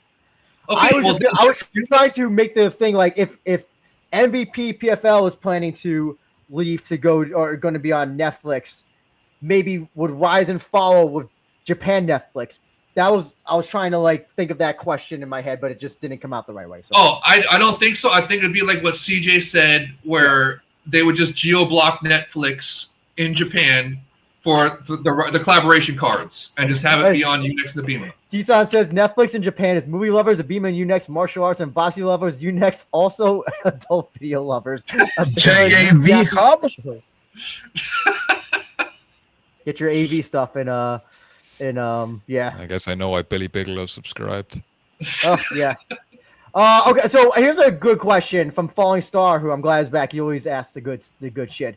Do you think it's time for Bar to get international investors? Well, let's put him at legal international investors to expand Rizin for international waters. Mr. Sam, I'll start with you. No, I just don't think.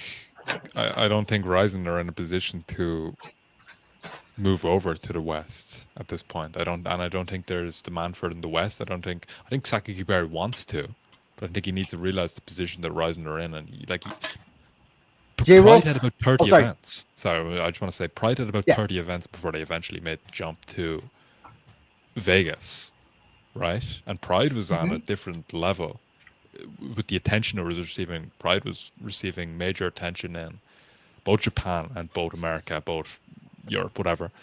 So the demand was there for Pride to fulfill that overseas event. With Rizin, apart from very hardcore fans overseas, I just don't feel the demand is there. The same demand as Pride anyway. J-Wolf, I know you want to say something, so go right ahead while I see if I have any more gorilla energies. Yes, I mean, look, if Shatri Sitsandong can get international investors, why can't Sakaki Bara-san? Okay, I mean, what's the harm gonna be from getting some international investors to do international events? Start with the territories like Guam, Hawaii, whatever. I mean, I don't see the problem with there. And to counter Sam's point, yeah, the demand is not like it was for the Almighty Pride FC, but there still is a little bit of demand. I mean, we're But seeing from look at how much international tension that the Shada Layev and AJ McKee fight. Just one single fight is already garnering. Yeah, but that's a fight happening in Japan. Yeah, but it's starting the process of, you know, like I was arguing with Todd on the Rizin Report show. We're just getting started. We're getting back to where at least Rizin is getting on the Pride Bushido level, in my opinion. And I feel like this Super Rizin 5 event is definitely going to be on Pride Bushido level, and this New Year's Eve event is going to be maybe even on the Almighty Pride FC level. We'll see how big it gets, but I mean, I just feel like we're just getting started. And, you know, if freaking Shotri can get international investors, why can't we? And they've done international events before. Why can't we do some more? And why can't they do it for like... Their events were in Azerbaijan and Korea. Yeah, but remember they planned one for... They've been targeting Hawaii for the longest time. Scotty Cokes is back now. I mean, it feels like Hawaii is inevitable right now. If they can't do Hawaii, why not do Guam? I mean... I don't understand why we can't do that stuff. But what strides is that making? What does a Rizin Hawaii event do? Dude, what do the Almighty Pride FC Vegas shows do? It's international expansion. I mean, I don't know. I don't know how to answer that, but I think it'd be huge. I think they should do it. Mr. Daniel, your thoughts there? I think to get the international investors, you need to make step by step, to make consistent foreign cards in some particular cities, countries, markets. You have to keep in mind that there's a lot of competition, a lot of also promotions with good relationships that have with Rizin, like KSW, like FNC, Black Combat. So Black Combat, yes, Road FC, of course, yeah. But we don't speak about Asia. Of course, that Korean show was a good first step, but on the other hand, you didn't have any Korean sponsors on the canvas, so. It was in a casino too, right? Yeah, the casino was the investor actually. Exactly. Of course, the US show is on the table, and we can potentially see it in the next months or in the first months of 2027. But Europe is kind of very hard to deal with because there's 3 or 4 major promotions. And I could see the comment that they should focus on the Balkans, but on the Balkans you have Fight Nation Championship, which is based in Croatia, so former Yugoslavia country. You have KSW. I think that Western MMA doesn't have a major powerhouse. It's only invaded by PFL or the UFC. So if it's the plan, they need to once again hold a consistent cards in the particular markets. So here's a great point by Titan, or I guess his opinion. He says that Sakakibara must have trauma for having foreign investors because of UFC. So he may not like foreign investors unless Rizin gets down and have a crisis again, just like Pride Crisis. And I think that also goes hand in hand with once you get foreign investors, dare I say that fights tend to, you see a lot of consistent people from particular areas, whether that's subconscious or conscious. That becomes it'll be, where you kind of like you see fighters from a specific area come from, let's just be honest, mostly from the Middle East, for countries, for places that have Middle Eastern investors. So I think if you want that, Jay Wolf, there's going to be consequences for that, not necessarily good ones. Well, as long as they keep the full superior rule set, what happened? Oh, did Sam leave? You made Sam rage quit. I made him rage quit. Oh shit! Hopefully Sam You comes rage back. baited him out of here. No, but look, to your point about the negatives. Okay, as long as they don't touch the superior rule set, that's all that matters. Sam's back now. See, so sorry to make you rage. I know. I'm just kidding. We're just joking that you Jay will rage baited you out of here.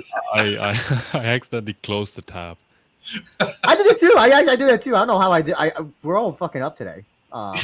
You guys heard Drew was gonna say, "Okay, Jay, well, what's your opinion?" And Sam went to mute it, but he closed the tab Okay, instead. so here's a great question by CJ. Why do they need international expansion? Precisely. I couldn't agree For more, international fighters, international markets, international attention, that would all give them extra bonus money for buys. What? I don't want Rizin to water down their product for the sake of putting on an event internationally. You don't want to see Rizin Oklahoma City and have tough enough veterans on the upper card of the show. Do you want to see Rizin in the Apex? They could do a real Rizin deal. in the Apex. They do in Oklahoma. They could do a real deal Holyfield 8-man 1-night Grand Prix Fucking in Oklahoma, like... and they would probably be open to doing at least grounded knees like they are in Colorado and Georgia. That's the biggest thing for me for international investors. If they say, "Oh, we'll invest internationally, but you got to go with the unified, pussified UFC rule set," no, hell no. But if they're going to let you do how much places in America are going to sanction? I'm sorry, laughing. I'm just picturing some investor coming in, with suit and tie and being like, "Hey there, Mr. Barra, I gotta do this. I gotta do like a Mr. Barra there. I ain't doing your funny fighting gimmicks unless I see some men kicking each other with some soccer kicks out on that there octagon." That's you damn right. You damn right. That's right. As long as they don't touch the superior rule set, I'm fine with international investors. The superior rule set is the most important thing. Daniel, what were you going to say, brother? Yeah, you have to keep in mind. Sorry for this, but a lot of ladder here. Keep in mind that they are doing an expansion for the kind of safe market, because Korea is kind of natural market for them, doing the same thing like Heroes in 2007, doing the Azerbaijani thing, but it was a one-off because they had a bunch of popular guys from Azerbaijan, but I don't think it worked out in the way that they wanted. Sorry to interrupt there. Most of those Azerbaijani guys, they've gone to UFC or PFL. Or they're not fighting anymore, or they haven't fought. I don't think that any one of these guys, besides of Tofik, went to the PFL or UFC. I don't think so. No, there was the heavyweight guy. The heavyweight guy with the Alash Pride record. The Kazakh guy, or you mean Hassan Mejiev? The heavyweight guy. Because Mejiev is a new PFL signee. Yes, I think. Yes. Yeah, and he will fight this month. Yes. The cards. Yeah. So yeah, Hassan Mejiev from Latvia. But you had only a Tofik Musayev who is signed with the UFC right now from that card from the locals. So this is the thing. Well, remember, Daniel, that was before when they weren't preventing the poaching. Now they're finally starting to prevent the poaching, as we've seen with Shadalayev. So why would they not do that with other international fighters? One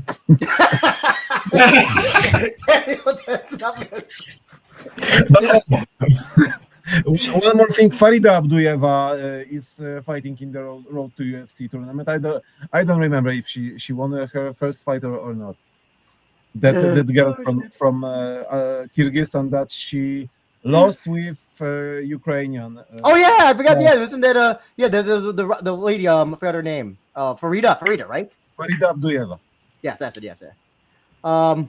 Hamazir is bringing some good comments, you guys. Yeah, Asking I'm about trying to get to them because it's all on topic. So, CJ continues on. Does economics play a role? The yen is weak. Does Rizin want to pay bloated prices to hold events in the West? Not even USC pay for the arena in Japan. So, well, didn't Rizin get paid to host the event in Azerbaijan or no? No, that was the president's wife's. She owns it, so they basically didn't have to get. They didn't have to pay for anything. Basically. Yeah. So, but did they get paid to put the event on there? Like, did they get a site fee for that? I don't know. They Oh, didn't okay. have to pay for the arena. I didn't. I doubt Sorry, the Sam, go ahead. government. I doubt the government were paying Rizin. But remember, it was Sakakibara-san had a meeting with like the Kyrgyzstan prime minister or whatever guy, remember, or whatever country that why was. would that affect an event held in Azerbaijan? I'm saying we're talking about international events, and what if they're going to be getting paid to bring the Rizin to these countries? They need a pathway into these countries with I just told you that he had a meeting with the prime minister. Yeah, but that's what I'm saying. The fighters on these cards, the Azerbaijan. There's a bunch of Kyrgyzstan fighters. I'm talking about Azerbaijan. Yeah, there's. Yeah, let me finish. Okay, go ahead. That card was filled with a bunch of Azerbaijani fighters, just Azerbaijani regional guys that they signed purely for that event, headlined by Vugur Karimov, co-mained by Tufik. If Rizin are going to hold these events in those countries, they need to have something. They need to have fighters from that country, and they need to have pathways into those countries. Like you just brought up Vugur. Vugur could be for Azerbaijan. We got Kolesnik for Russia. We got the Kyrgyzstanis. Sean Elias. Who's showing up for Viktor Kolesnik main event in Russia? There's others, dude. We could get other Russian fighters. So Dovkin's favorite is half Russian. You're bringing in fighters to host the NVPFL has some excellent Russian. Dude, if they can get Nemkov or any of those other Russian heavyweights. What does MVPFL have to do with it? I think, I think you misinterpret this. This collaboration, at least at this point, doesn't seem to be like MVP and PFL. And even actually, I should bring this up. Someone asked at the press conference, the New York press conference, I don't know if any of you saw this. Was there any talks to it was like to buy out Rizin? Remember? Did you see? No way. No. What did he say? What did he say about that? I'm gonna find the exact quote because somebody actually. I was like so dazed and confused at the press conference. But I'm gonna try. Do you know who asked it? I think it was my buddy Shady who asked that about the. Let's see. Hamazir said he saw it. Hamazir, what was the answer to that question? Okay, yeah, Hamza. What is it? I'm sorry, I'm just going down. Yeah, if you remember, can you just say what was said while I'm going back to chats? So I'll let you, Hamza, you're in charge of that. Falling Stars, especially since Barra will be working with Jake Paul, so Barra networking to international money is higher now. Will he be working with Jake Paul? See, that's the thing. I don't think they're working with. Yeah. I think it's just more like calling it to bring a fighter over. Yeah, I think if collaboration is a possibility, maybe they'll talk to each other. And it's not some like it's not like Rizin will exist in Japan, MVPFL will exist in America, and they're just going to work together for the fucking entire calendar year. It's just not what it's going to be. Dude, if Shot Alive holds the PFL title, they're going to be working together. They're going to send fucking Shade Alive over there. They're not going to send. They're going to have to negotiate with Barra, all those guys. Come on. Well, listen, when Takeshi Izumi defeats Luis Gustavo and becomes a joint PFL Rizin champion, then that's another bridge they're going to have to figure out as well. Or Sasuke. Sasuke, yeah. T-san says, in terms of Sakakibara history and characters, he may accept small foreign investors as long as Sakakibara can handle, but he prefer not big investors to control Rizin because Sakakibara would rather control Rizin himself. Sorry, Gable. We should at this point we should separate the investors that have a stake and have some level of control in the company and the local sponsors that can pay a good money at this point. CJ also has a good point. Also, international investors mean transparency that Rizin may not be comfortable. And Hamza also he said that Rizin is popular in Azerbaijan and Armenia is a good idea as well as Russia. Yes. Who's the fighter from Armenia besides? Is it Sarukian? Isn't he Armenian? He's the only one. Yeah, yes, he is. Yeah, there's some Which one? fighters from Armenia they could get. J-Wolf, name all of your favorite Armenian fighters. Well, you said Sarukian. What wasn't All the Armenian free agents, I'll say. How about that? Oh, I don't know any Armenian Reese free McLaren. head. Yep. Well, how about? But see, look, he said Russia as well. Hamazar is right on about that. Would be to me. That's at the top of my list. Would be a Rizin Russia event. T-Son also with said. Kadyrov in attendance. What? With Kadyrov in attendance. I think they can get good attendance for a Rizin Russia event. Absolutely. No. T-Son saying that it. You don't think so? Wow. Okay. All right. No. Whatever. You misinterpreted. Oh. This was a question. Oh yeah. So I want to get this. Hamza. So the person asked, was there talking about merging Rizin with MVP2? And John Martin said no, that did not come up at all. That was the question. That was the question that was asked. Okay. So, But Hamazar said you said there is a possibility to merge Rizin and MVP2. No. I'm sure you're. I think no, Hamza. I think you're mistaken. No, the journalist asked, "Is there a possibility to?" Yeah. merge Oh, Rizin and And the okay. answer was I no. see. That was never like a talking point. Yeah. Okay. By the Good. way, J-Rob, I hope you would not like that. That would not be good. No, I want the superior rule set preserved at all costs. That is the most important thing to me. When we get I to, don't think MVP would do that. T-Son said, Rizin also thought Super Rizin 3 of Manny Pacquiao expect massive international viewers, but it was not. So they're upset, and now they think they need other ways to increase international fans.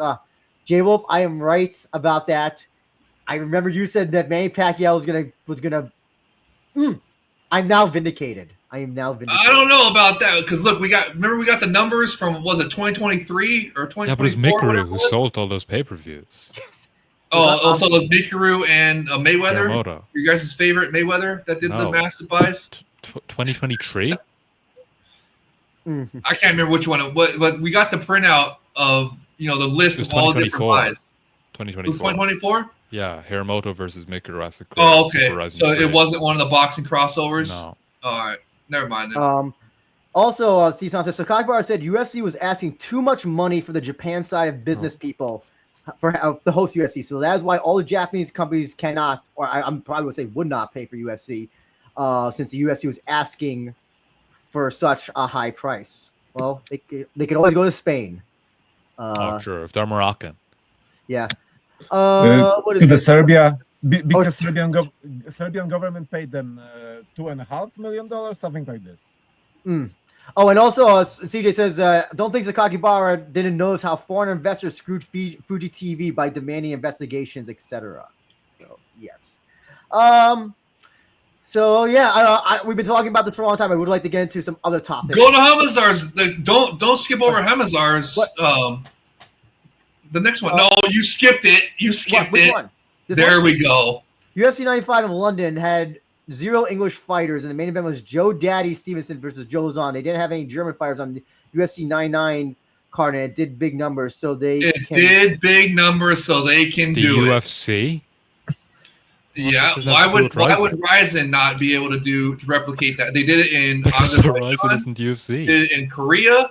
I mean, wait, hold on, but they had Azerbaijan fighters on.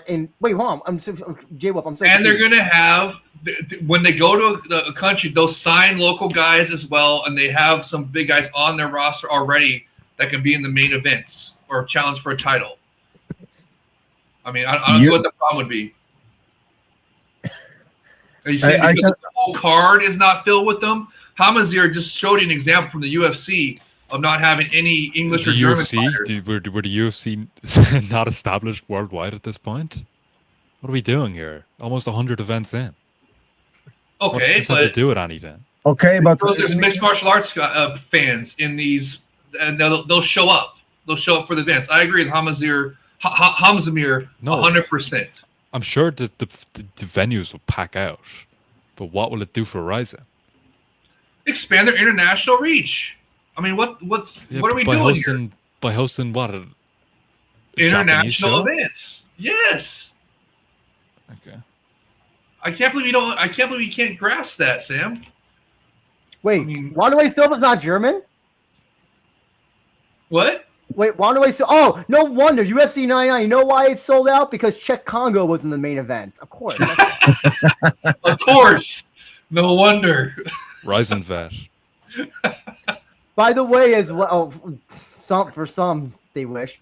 I'm looking at that UFC 95 was on television. That was on Spike TV, and That has nothing to do with them selling out at the arena. But yeah, but goddamn, UFC 95 and 99 was in 2009 or something like this, and it was completely different market, completely different proportions between the promotion, way less promotions, way less bigger promoters in the world of MMA. So yeah, totally different times. It's like moaning that Rizin isn't a new Pride because Pride had this guy, and Rizin can't have this kind of names.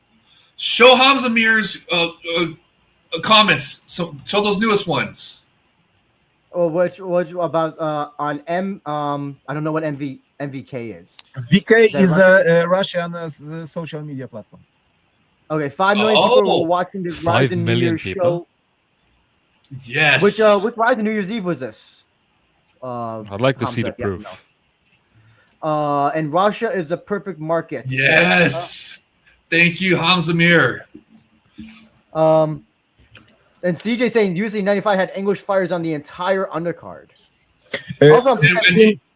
Rizin actually did almost the same thing in Azerbaijan, but upside down, because the first part, the prelims were more international, but and the main card was strictly focused on the local fighters. Yeah, and we can do that for every single market that we go to. Why not? Including Russia, as Hamzamir clearly showed. And this will be the last question. Last thing I'll say about this before we move on, because I think we have a great topic next, and it's going to definitely cause arguments. Following source says, I'll bet money Jake Paul will come to Rizin Osaka Dome to see how his champion and investment will do. Nice. Will he be like Sean O'Malley and get into the ring and say Happy New Year, and that's it? I can't find that video anywhere. I think Rizin deleted it. Oh yeah, really? Rizin. I can't. I tried to look up Rizin Sean O'Malley. It's not on Rizin's YouTube channel anymore. Unless the algorithm is just fucking around me. They deleted it. Also, it was one of the lowest viewed videos on the Rizin channel. J Wolf, one of the lowest views. He held a fan meeting in Japan. Keep that in mind. Anyway. Oh yes, he had the fan meeting in Japan. And he wore kimono or yutaka or whatever it was called. Yeah.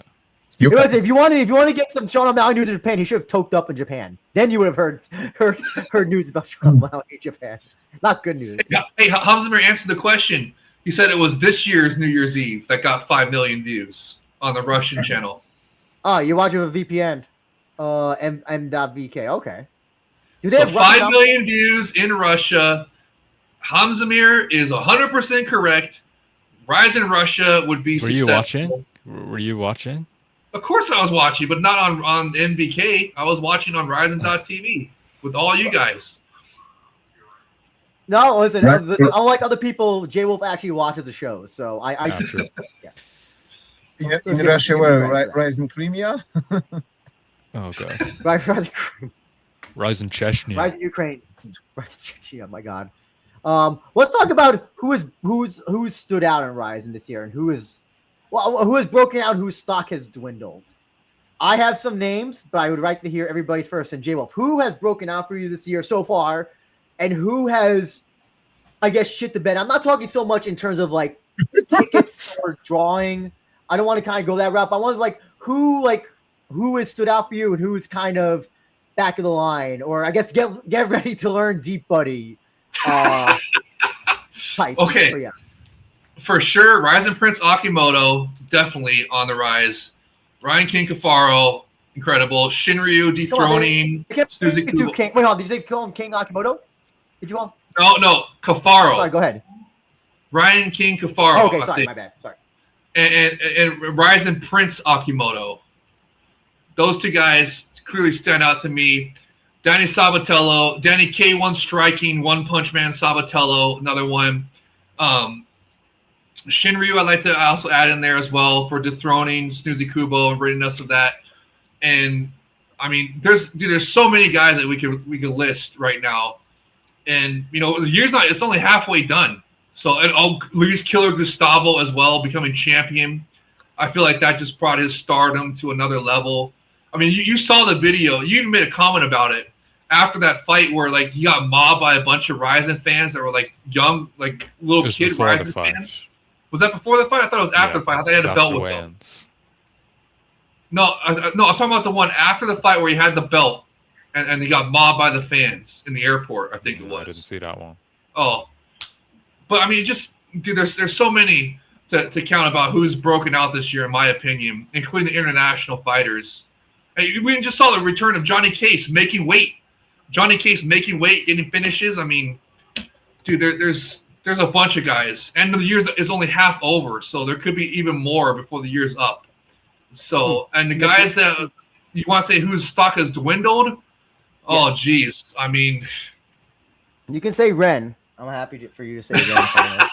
I was gonna say Kubo, but I mean, you need to have stock to lose stock. Well, somehow the stock was big enough to get a rematch with Shadalayev. So, I mean, dude. But I don't know. I don't really like doing the stock dwindled part. I don't like hating on guys or saying that they're not doing that good. Maybe Catfish could be one that's going to have to get ready to learn Deep Buddy. That wasn't this year, though. That wasn't this year? I thought he. Are you confusing him with Umeno? Maybe. I thought Catfish had one this year that he lost. And we said get ready to learn Deep Buddy. Well, actually, no, J-Wolf, if you weren't actually, sorry to interrupt, but he was on Breaking Down and he did lose. Yeah, that's what I was going to say. He lost to Ryota Ihara. Oh, no, that can't count then. That can't count, so I can't say Catfish. You might be thinking of Umeno. You're getting your kickboxers from the kickboxing crossover guys mixed up, maybe. So, but yeah, no, you know what? Let's leave it at that. I don't want to spend too much time on stock dwindle guys. I already listed a bunch of guys of stock that's broken out and rising stars. So I want to hear other people's opinions. Sam? Breakout stars? Well, breakout in the sense that they're reaching a new level. I'd say Akimoto. That first main event was incredible. Beating a former Bellator champion, really propelling him up from where he was in 2024, 2025. Tony Larme beating Takaki Soya, rising 52, really coming out, having his best performance by far. Good. Then fighting Yuki Mitoya, rising landmark 14. Beating a former title challenger, then 2 wins. He's 2-0 in rising. Probably a next in line for the title shot. Other than that, obviously Ryan Kafara, debut on 53. Massive debut, probably gets another fight this year. Big with the Japanese fans. Luis Gustavo, 2-0 again. Knocked out Taisei Sakuraba earlier in the year. Then he gets the title shot against Nozibov, knocks him out. Real big upset. I think it's understated how big of an upset that was. I think even betting odds, Gustavo was plus 400, plus 300. Mm-hmm. Really, really big upset. And then the MMA gambling guy said that Gustavo was going to grapple with Nazimov. Yeah, because Gustavo was a Brazilian black belt, was it? Yeah. Then the last one I have written down is Hinatori, 2-0 rising as well. There's silence? Oh yeah, something's going on outside. I apologize for that. That's how good my microphone is. I'm glad the recommendation paid off, Sam. Thank you again. You're the one who recommended this microphone. How about you, Daniel? What about you? Who stood out for you? Oh, actually, sorry, Sam. Whose stock has dwindled for you? I didn't answer. Oh, sorry. Yeah, the stock has dwindled. Hiroya. Oh, good one. Hiroya. I thought you were gonna say Hagiwara. Yeah, you Hagiwara, definitely. I think we're all good. We're all thinking Hagiwara, probably, right? Okay. I just didn't want to say that because I love Hagiwara. Hagiwara's stock has dwindled, but not in the sense of get ready to learn deep quite yet, because I think he's such a valuable. Get ready to learn breaking down. But yeah. Maybe he's such a valuable asset for Rizin to keep around. I just don't think you demote him to these lower promotions as long as he has functioning limbs. You want to book him, you want to keep him fighting. We'll have to see though. The next time he's booked, will he move tickets as fast? Might be a little bit slower next time, and then gets. He has so much losses already. I mean, it's not like they've gone away. I think that, but those losses, I don't know. I think these losses, I don't know, are a lot worse, especially because the Dotback one was bad. I think the Abijah loss was because that was his fight to win, and it was clearly booked with the intention of him to win that. Dotback, maybe not, but Abijah was like, okay, we're bringing another Hawaiian guy in to lose. So do your thing, Hagiwara. You could say Koki Okada too. Yeah. Did he have any stock to begin with? He had some. He had scrapper stock. You know, the Inoue fight, he moved the fighter's flow, adapted a grappling game plan, and really, really, really bad knockout in the third. How about you, Dan? I have started that topic on the beginning. As I said, definitely a lot of fighters with the 2-0 this year. Gustavo, new lightweight champ, Saori Yoshima, Dennis Sabatello, Makoto Shinryu, Hinotori, Ryo Takagi, Tony Larami, and the fighters that made an impact with singular performances like Kyoma Akimoto, Natasha Kozyutina, or last but not least, Ryan Cafaro. On the other hand, go learn deep dude section, definitely Hagiwara. Okay, that loss against Doubtback was very possible. But I thought that this fight will be more, will have more action, more brawls, more wild side. But the single shot of Kazakh fighter was enough for Hagiwara. As some said, Koki Okada. I don't know who Rizin has to bring for Koki Okada to give him a win. Kota Miura. That's the only person I can possibly think of. Yeah. Like here's the thing, Koki Okada has done the impossible where he's made Japanese. He's gotten the disdain of Japanese fans. If you look under his confessions video, it is all just shitting all over him, just like That's making fun of him. That's stuff with Ran. Oh yeah, it's that. But also people are like, hey, so who's the sugar mama or the sugar daddy for you? Because he's got like this nice ass apartment. And like obviously he's not working. He's clearly not working, but like he's got this nice apartment that probably in Tokyo, by the way, Tokyo is not cheap, by the way. Maybe cheaper than some other places like Ireland or Dublin or Krakow or San Francisco or New York City, but it's still expensive for even a small apartment in Tokyo. So yeah. And then it was just a he's done that. He's managed. He's on that level of Juan Archuleta, I would say. We're just disdain and dislike. I have a question. What about Ren? Has Ren's stock dwindled for anybody? I don't or think am I so. out on an island? Ren has to fight. Has to at least appear to say anything about him. Well, he has that box exhibition. Remember? That doesn't count. Yeah, well, if we're not counting that, come on, come on. That was an appearance. It was the best payday he ever got. It was the quickest payday he ever got. How about Sam? Has Ren stock dwindle for you? Yeah, but I don't think it's directly I don't think it's just this year. I think his stock has slowly dwindled from the Asakura fight in 2024. Ever since he hasn't fought every year, every day, every week, every month, every year since he has fought, his stock has been slowly going down. You mean that Ren is losing his momentum since that fight? Yes, 100%. There's so much you can do outside the cage, outside the ring. It's not the same as showing up consistently at Rizin and performing. Like you needed to ride that momentum, and it seemed he did the opposite, sitting out, not fighting. Injury. I think his stock is probably at not an all-time low, but definitely way lower, significantly lower since his win at Super Rizin 3. That feels like so long ago, man. It just feels like ages ago. It's funny because Mikuru's stock has been going up and up. It's going because I thought like, okay, how's he going to come back for that? And then, well, we saw what he did. He had a brutal 3-fight skid. It was Karamov, Yaman, and Hiramoto, right? I think also the problem with Ren is that he talks so much about being the next UFC champion or the next Rizin champion, and it's just like you're 4-3, buddy. Ren's fan base exists purely on social media. Like it was shown. Well, I'll say this. I'll say this. You know, apparently the Ren support seats have sold out. I was just about to say that they've sold out. But you know how they saved up money. They saved up money for his actual return fights. Asakura's tickets sold out immediately. They had to bring out more. They sold out immediately too. Hiramoto's sold out in, was it 2 weeks after the press conference? A week?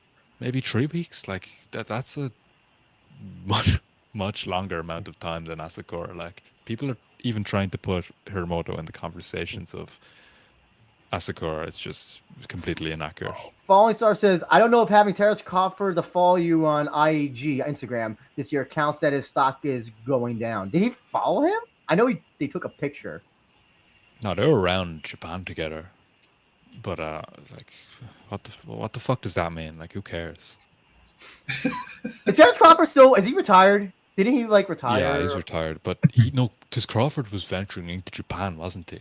He has a boxing business or something. Like Crawford, blah blah. Remember blah, Mayweather blah, blah, blah. also was going to do something in Japan as well. Doing business in Japan is not as easy as people think it is. It's really not. No.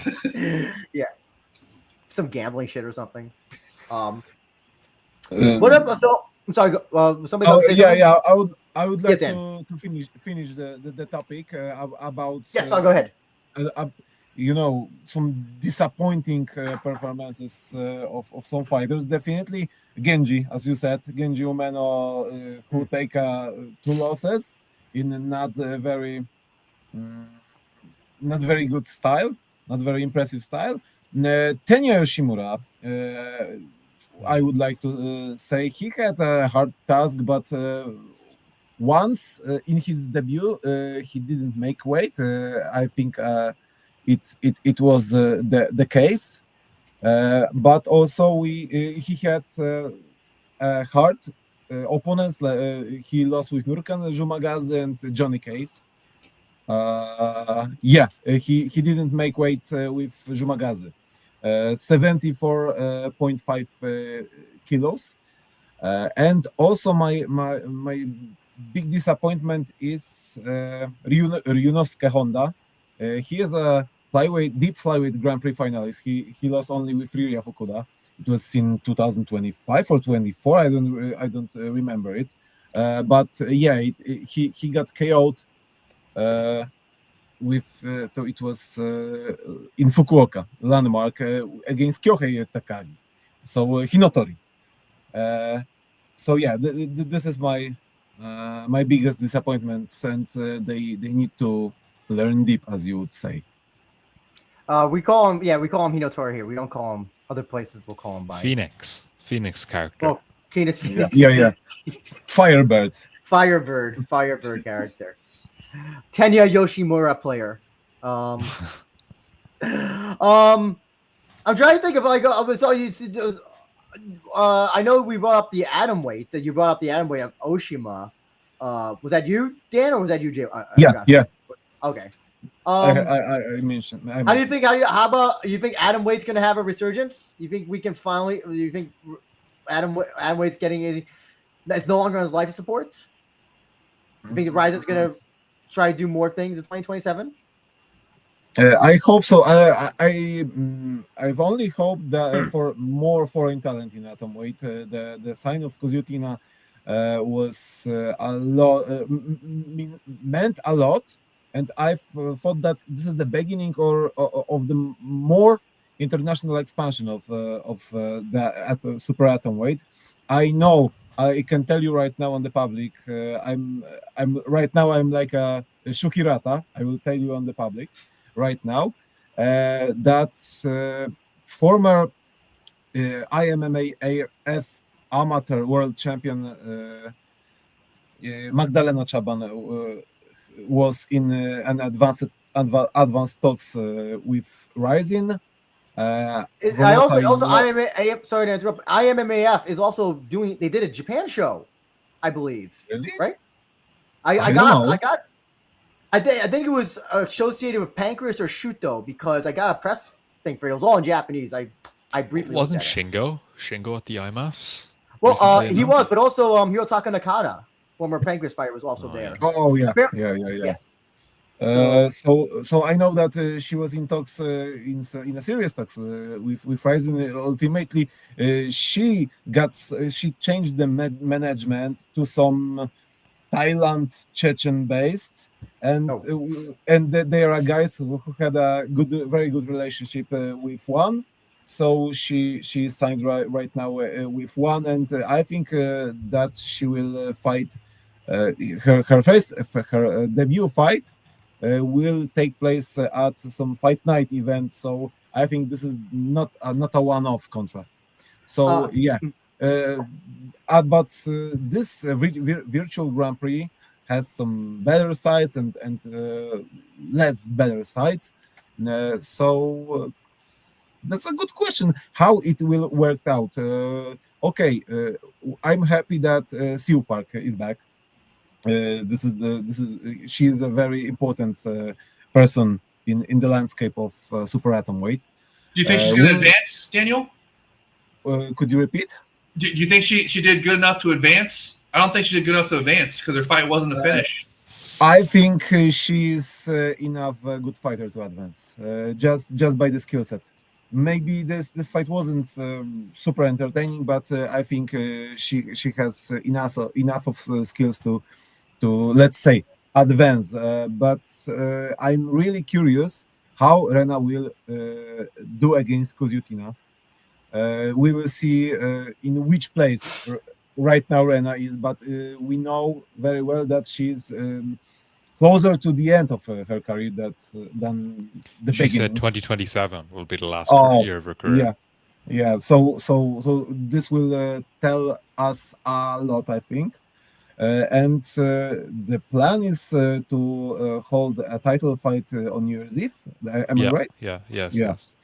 So yeah, this is what I'm thinking about the super atom weight. I had more hopes, but it is what it is. Tisan says it's selling stuff in Japan. You need to understand our unique culture, unlike one which has failed, but Rizin succeeds. Falling Star has an interesting thing. This J-Wolf, you'll love this. I seriously hope after this Osaka show that Rizin will use a profit from the gate and pay-per-view to invest in their women welterweight, heavyweight divisions. Now, if you mean women welterweight and women heavyweight, okay, I can get behind. No, he's talking about women atom weights. I don't think you mean that. Falling Star. Remember, one championship. I know, but listen, women heavyweight, I will get behind that. You don't need to. You don't need to division. Drew wants to see some heifers throwing bombs. He wants the BBW divisions. Oh, you're right, Daniel. Disappeared. I thought Daniel fell to his death from the Osaka Dome. Oh no. No, but hey, to be serious about it for a second, he's talking about women's atom weight, and he's probably talking about how one championship just dissolved their women's atom weight division, right? So there's a bunch of. Yeah, but aren't those atom weights? Sorry, J Wolf. Aren't those atom weights straw weights? Or am I? Yeah, I forget how. Technically they are straw weights because one's divisions are 10 pounds. Because of their hydration testing or whatever, they're 10 pounds heavier than what their division says. So yes, technically they are straw weights, but there was a bunch of atom weight fighters in there like Hamderley and I'm blanking on the other ones right now. Darn it, but. There's Alyssa Anderson and is Stamp? Is Stamp still with one? Ham isn't. Ham definitely isn't. That's the one that I would like to sign. But I think Stamp is still, and Hirata, Itsuki, I think Mangbo is fighting on Road to UFC. Oh, who's fighting on? Who, Stamp? Bowmang. Oh, Bowmang. Oh yeah, Bowmang. Yeah. But Hamderley's not. What is Hamderley doing? She's not signed anywhere. So why not bring her J-Wolf, back? if a fighter has not been signed anywhere and it's been a year since they've left, you should put 2 and 2 together. That's all I can say. No, I want I know the Hammerly reason back. why. I can't say the reason The why. assignment, bro. She knew the assignment. She had some superior rule set finishes, and she was a great fighter, bro. I want Hammerly re-signed. But just say it won't happen for now, I guess. Well, all right, fine. Then we'll see her in Black Combat or something.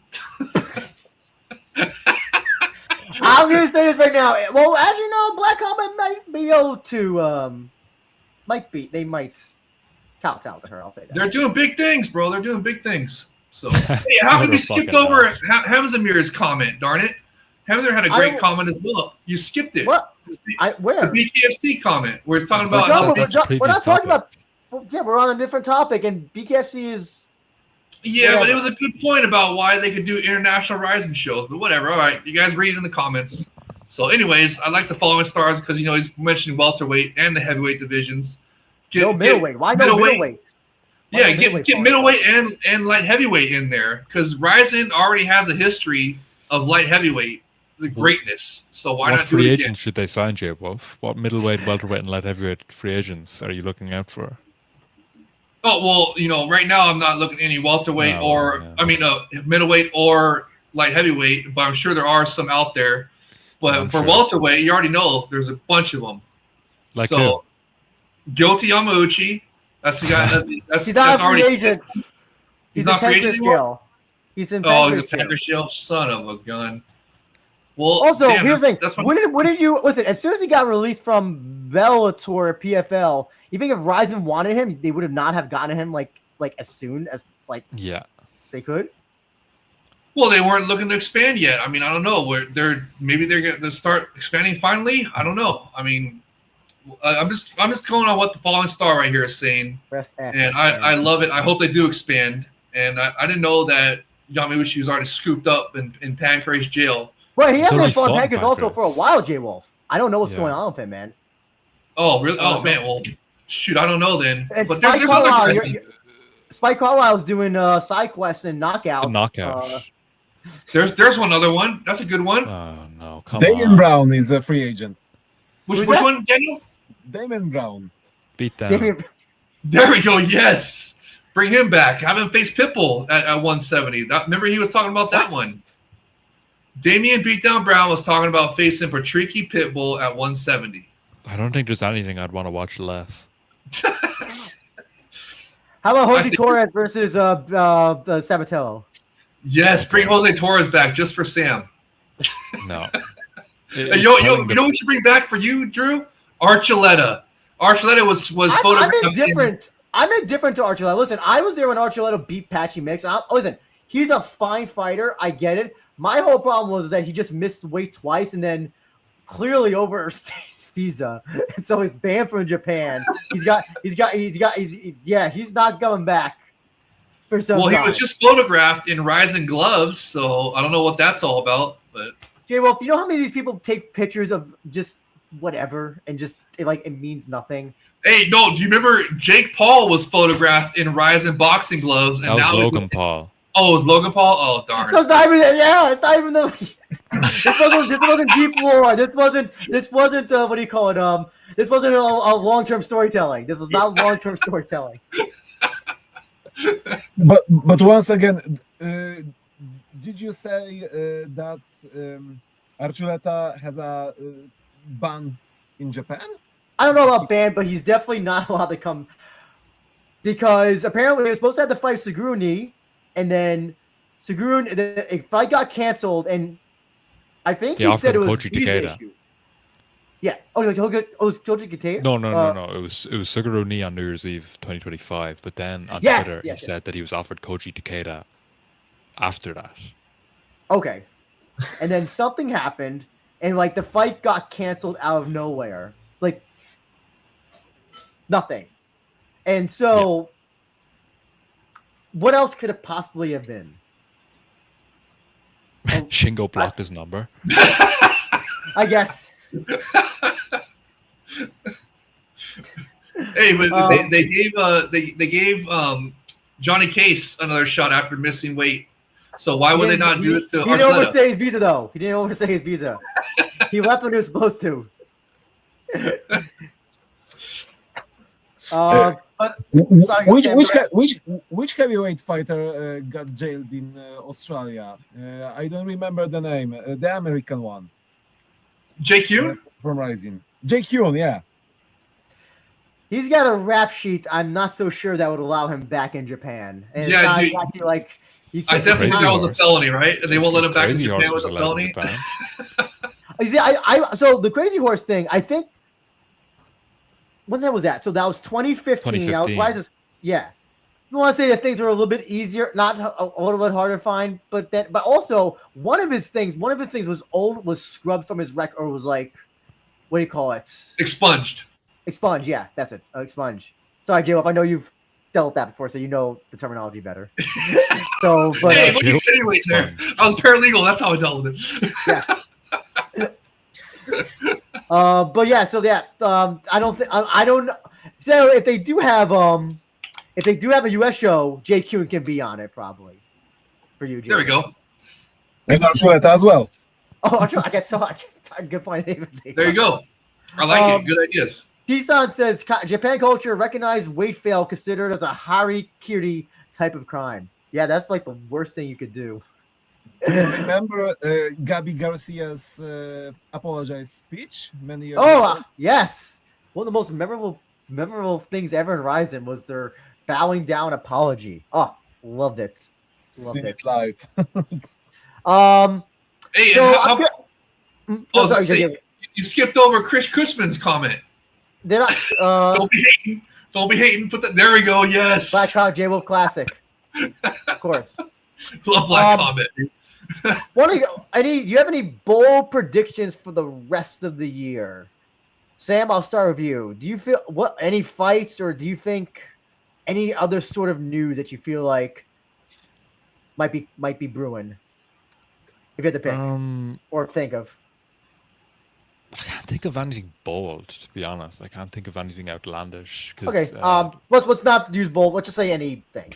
Like, do you think like, if like I don't know, they'll do if Aoki beats Mikuru, will they do they'll do Aoki versus Shadolayev?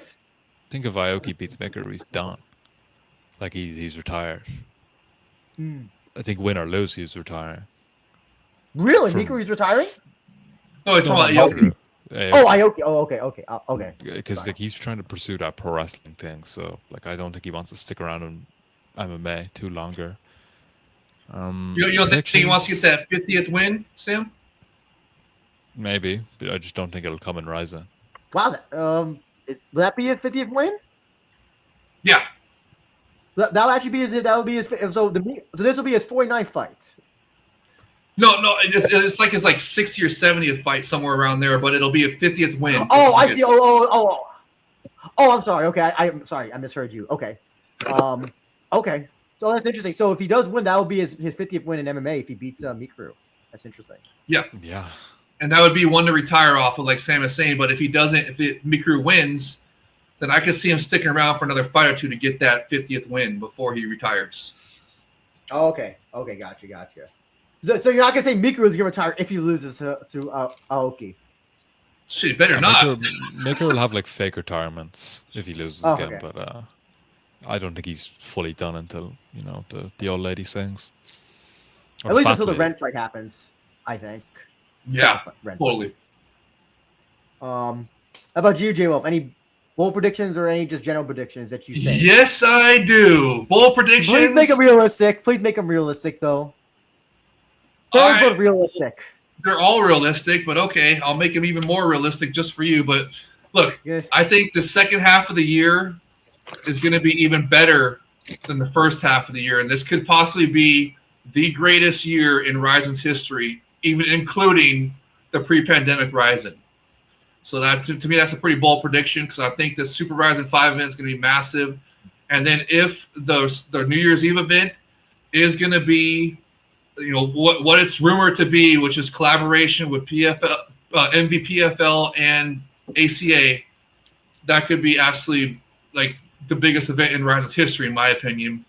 And also for another bold prediction, I'm going to say that Soldakin does come back, even though he can't face the winner of the Heavyweight Grand Prix, and he's going to face Ryan Bader on New Year's Eve. He's going to come back for that one. That's the bold prediction. Ryan Bader's coming back and facing. Isn't he slated for the final of the? Oh no! Is But the final of the Heavyweight Grand Prix? Yeah, but we Landmark, could. He can't. Are they he like can't unifying? face the heavyweight final is going to be in November, and there's too small a turnaround to get on. It's only a 1-month turnaround. There's no way that's going to happen on New Year's Eve. So it's got to be Soldakin versus somebody else, because there's no way Soldakin's going to be sitting out for a whole year. So it's got to be Ryan Bader, in my opinion. Well, what was the point of the tournament then? Well, hey, Ryan Bader retired, according to the chat. I think that they. J-Wolf, unfortunately, J-Wolf, Tom's is saying Ryan's retired. Might be all that Smashing Machine residuals that he's getting. Smashing Boy residuals. Oscar-winning Ryan Bader. That's right, Oscar buzz Ryan Bader. So Tom says you have to pay Ryan $4 million a fight. Oh, jeez. Yeah, I don't think it's happening. I don't think it's happening. Why would he ask for it? Dude, there's no way he's going to get that much. Did Mayweather even get that much, for goodness sake? Why the hell would Ryan Bader get that much? Man, hell. I think we're going to get some more signings, too. Like, we just brought up Hamderley. I think Hamderley might get re-signed. So, bolster their atomweight division. So, and there's a couple other guys that are out there, like in the flyweight divisions, that are still floating around that, I guess maybe they probably got UFC. I don't know. We'll see. Who? We'll see how it goes, though. What? Who? Oh, I'm thinking of like guys like Mokaev, and we know Parnassi was one of the big targets, but he just got signed by UFC pretty dramatically. Potion from MVP. I told you that he was never coming to Rizin, J Wolf. Hey, they had talks, so it wasn't like it wasn't out of real possibility. They never had talks. His agent is like. Not a bullshitter, but he puts Parnassi's name out there everywhere. He will say that Parnassi's manager. No, his manager's. I know his manager's not Ali, but it's like an Ali level of bullshitting. It's like it's this French guy. I'm pretty sure he's like the French fans call it. They have like a nickname for him. And it's like rhymes with bullshit. The guy just like puts out like everything and anything. Hey, I want to hear what Daniel's bold predictions are. Hamza says he goes hunting with Ryan Daisy. Who's Daisy? Is that his wife? Must be his wife. Hamza, you go hunting with him? That's cool. Huh. Interesting. Okay, well then I guess it's not going to be Ryan Bader, so I got to take back that bold prediction because. Of course, Mokaev wants to stay in the West. Yeah. He's not even in the West right now. He's in like the Middle East, right? He's what Brave, the heck? I think. Oh, well, there's other Daniel, guys. Go ahead with your... Yeah, Daniel, I want to hear Daniel's. Yeah. Not super bold predictions or some fantasy wishful thinking things, but until the end of this year, I'm sure that we will see more co-promotional stuff, not counting the September show. I think that we will see something for 99% on New Year's Eve. Definitely, I think that at least one of these stadium shows will be sold out. Not sure which one. I think that we will see the title fights until the end of this year in all active weight classes. I think that this upcoming Japanese heavyweight Grand Prix will be a showcase of, let's say, very happy MMA with less skill set but a lot of fight spirit. And it will be like first. It will look like a first Sudario's MMA fight, so a lot of violent and quick finishes.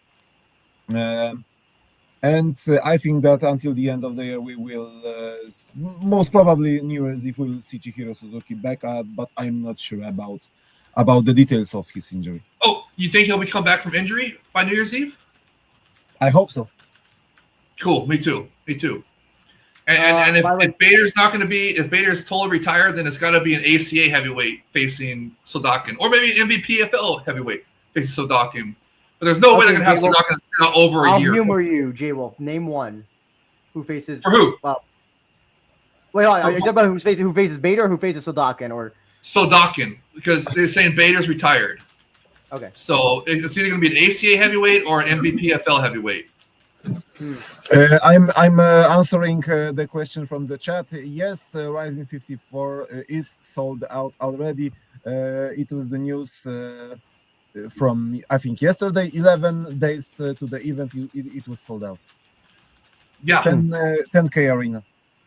And Super Rizin 5 is practically sold out as well too, right, Daniel? No, I don't think so. The supporter seats are sold out for Mikuru. No, it was like some been talking about it. Remember they said like section A, the VIP sections, section A, and the other couple sections were already sold out for Super Rizin. There's only like a few tickets left. I have to check it because I've bought our tickets about 3 weeks ago, and but it was the first day of open sell of Where did you get your tickets by? I mean, how close are you? How good are your tickets? We are not very close, but I'm not sure. But I'm not a fan of watching MMA live from the floor because you can't see a shit where the action goes to the ground.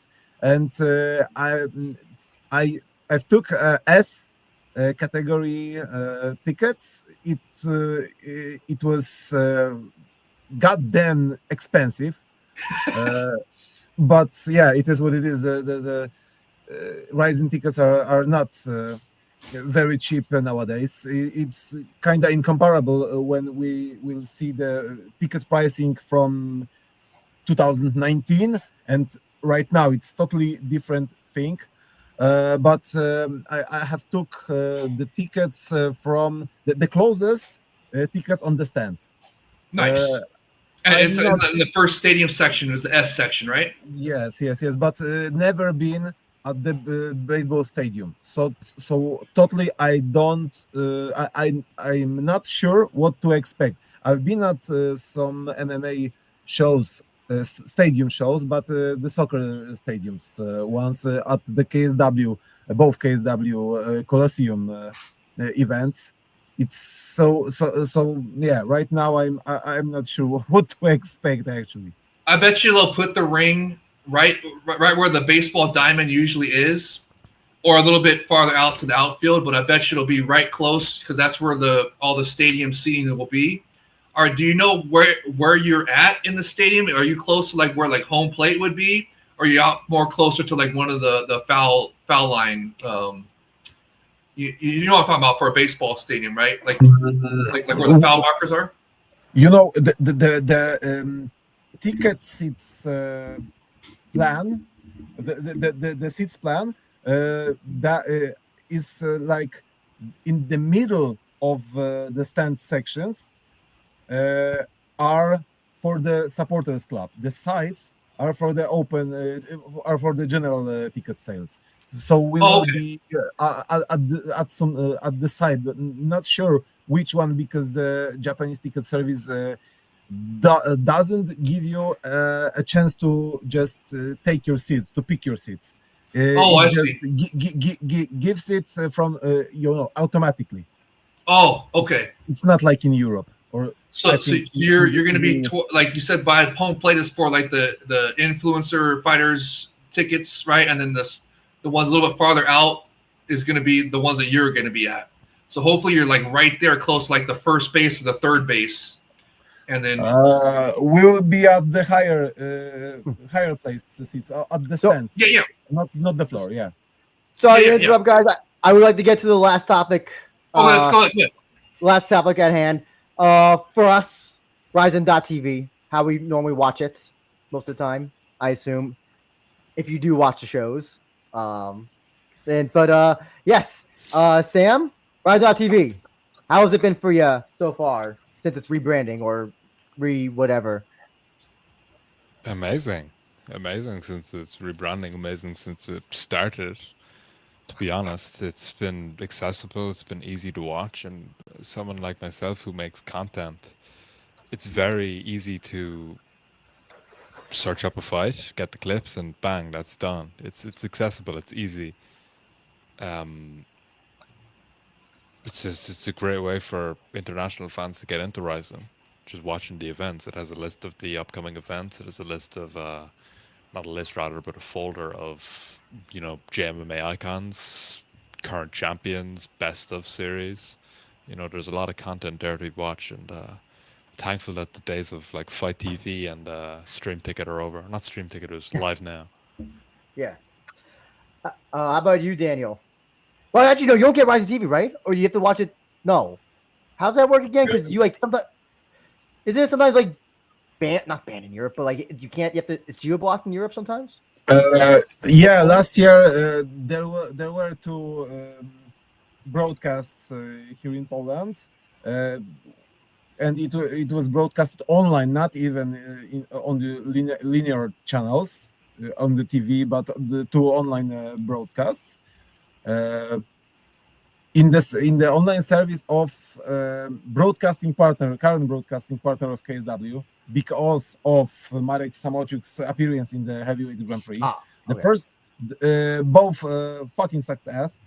I have to be, I can't to be diplomatic at this point, but yeah, the first one was the tape delay, so the broadcast on Rizin TV wasn't geo-blocked. But for the second one, I had to use my VPN to just have an access to Rizin TV to just watch it, because simply at that time I didn't have the service of this TV, didn't have an access, and didn't want to pay for something that I won't be sure about its quality. Let's say this. But about Rizin TV, of course, from the beginning, I like it very much. I remember that the customer service was very quick. I think that everything is improving. For example, right now I don't have to plug HDMI cable from my computer to watch it on TV, but Chromecast service is enough, and it works very well. Last year, I had problems with some Chromecast broadcasting of Rizin TV. Right now, it's working great. The new site is very good as well, so I don't have reasons to complain. Actually, great service. So yeah, really good work, Mr. Habit. How about you, J Wolf? Oh, I second everything Daniel said. I absolutely love the Rizin TV upgrades. Everything's fantastic. I love how they got they're uploading everything quicker now. It seems like, right? Does it seem like they're uploading stuff quicker? Like it's available, the replay is available. It seems like before we were having to wait like a whole day, right? Daniel, were you gonna say something? Yeah, the only problem that I have with Rizin TV, they don't upload and they don't stream the prelim part. Oh yeah, because most of us want to have an access to the full product. I know these guys are mainly no names, but some of the fights are interesting. So I don't see a reason why we wouldn't have an access to watch it. At least 100% agree. They should have that like a portion for like the prelims for each event. I mean, you know what I really love about what Rizin.tv does is that they'll have the replay of the entire event, not like stupid UFC does where they break it up once, a single fight. They also offer the individual fights, right? But they'll have the replay of the entire event available. Like, I mean, I can't tell you how frustrated it was for the UFC White House event. We can't watch it again, dude. You had to watch live or you missed out. And you don't have to worry about that with the Epic Rizin Fighting Federation and Rizin.tv, bro. You can, like, if you doze off, I mean, I haven't yet, but maybe for these upcoming ones, since they're on the weekdays, if you can't make it through the event, you can get it the next day and just press play and it'll play the entire event. You don't have to worry about it. So, I mean, I think it's fantastic. And, you know, I love how there's an event every single month and they're still giving us 14, 15 fights each card. So, you know, what for me, it just depends on. I'm keeping the subscription. I love the subscription. I love having access to it. I go back, watch. You know, they, like I said, they have the events and they'll have the individual fights. They have the nice library, all that, like the champion showcase, all that good stuff. They'll have Shingo-san and Hafid and all them do their like pre-fight shows and stuff like that. Confession series, all that good stuff's on the YouTube channel, all that stuff. And you know, but I agree with Daniel 100%. They just need to add the YouTube prelims.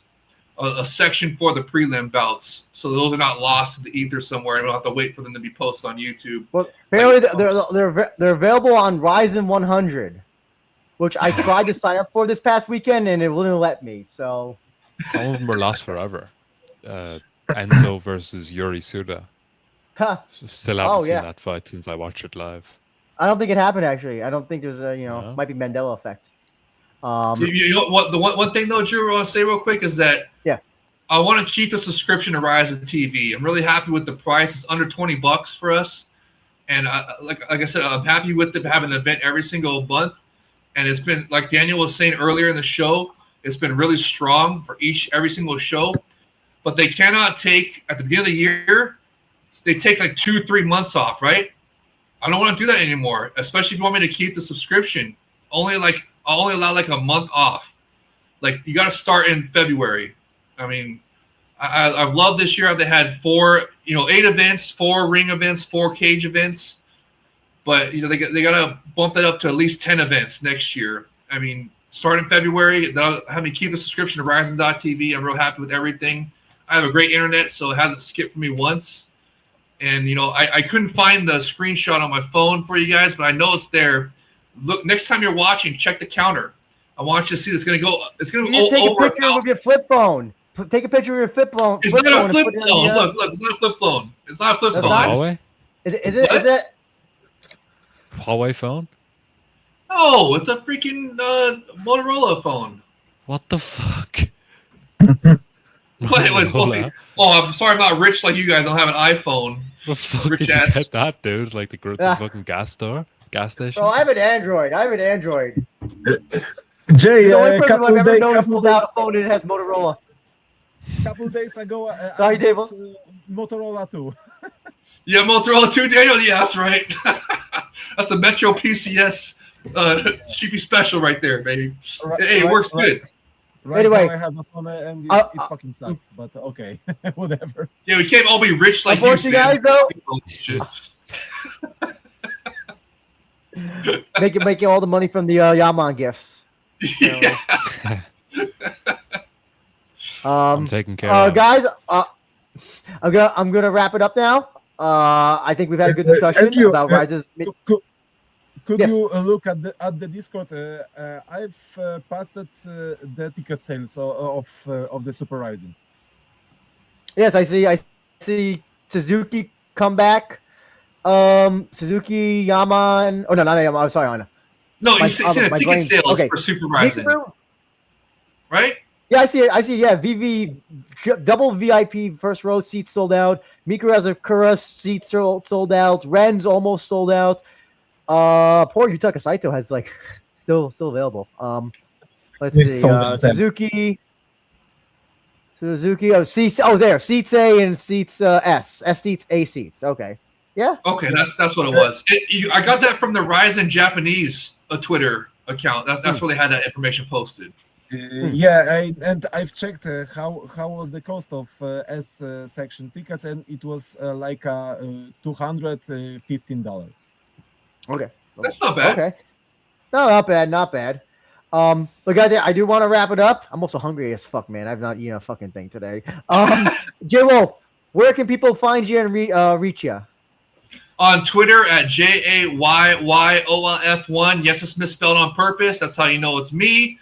And if you're a real person, follow me. I'll follow you right back. Also on the Rizin FF Fans Discord server. I love it in there. It's a lot of fun. We're all in there. It's great. Right here on the We Are Rizin podcast. Also on your guys' favorite Focus Fights podcast. Well, hopefully we doing the Super Rizin show on that one. Maybe doing Rizin 54. Also on the Todd Atkins Network on the Rizin Report. Really enjoyed doing that. We just had a great show for the Landmark 15 show where we had a fantastic, review of the Landmark 15. Also had a review of the Mega Press that just happened. All the fights that were announced. And then we had a fantastic debate with Todd. Me and Todd and I had a great debate. I think you like that one, Drew. So I think you guys would like that one as well. Go check it out. We're gonna have some stuff coming up for Rizin 54. Mike from Ohio is gonna be our guest on the Rizin Report. So that's gonna be really fun. And then just don't be a stranger here, Drew. Don't listen to stink ass Stamkos 96.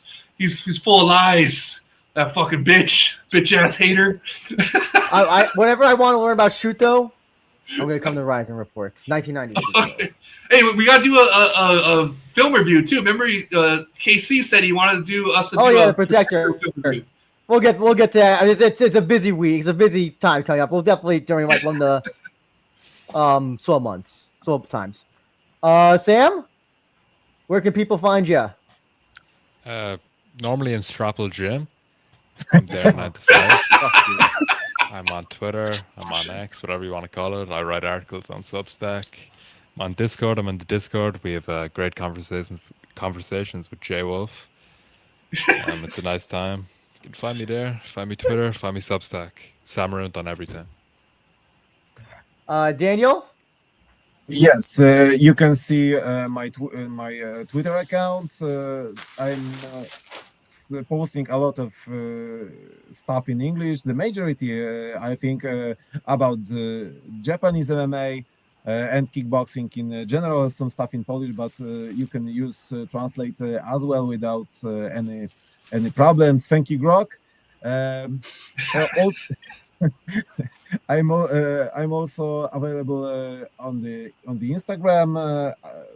It's Daniel double floor DEE. You can see my more of my private life. Also a lot of videos from my Polish commentary from my current TV station as well. Of course. At the We Are Rizin podcast, Focus Fights. Also, I've been in Rizin Report, so you can hear me there as well. Of course, last but not least, at the We Are Rizin Discord with a lot of very passionate people from all around the world. And what can I say more? Be with us and listen us and watch what we are talking about. Before everybody goes well, K1 merchandise concert.